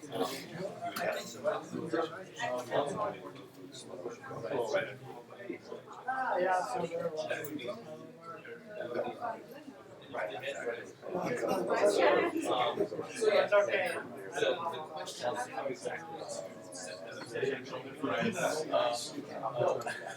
okay.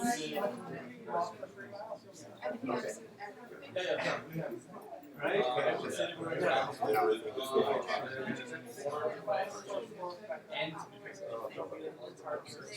Oh, okay. It's okay. Okay.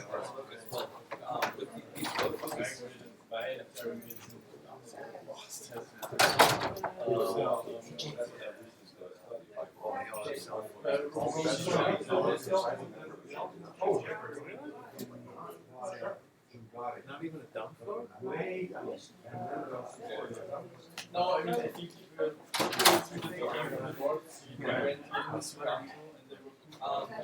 over the 7 bits.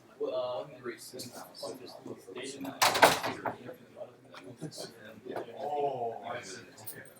And became an Well, right. So I would be fine with we would have to say that that insight is not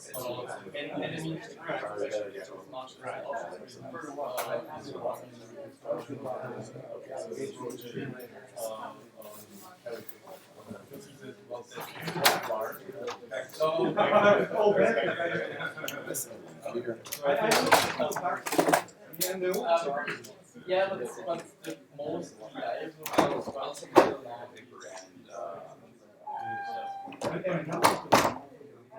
exactly, that's so that's a good and not only opposite the Russian, Chinese, the American, French, oh, that's a good agreement. On certain, right, I agree. and the whole I was intending that yeah.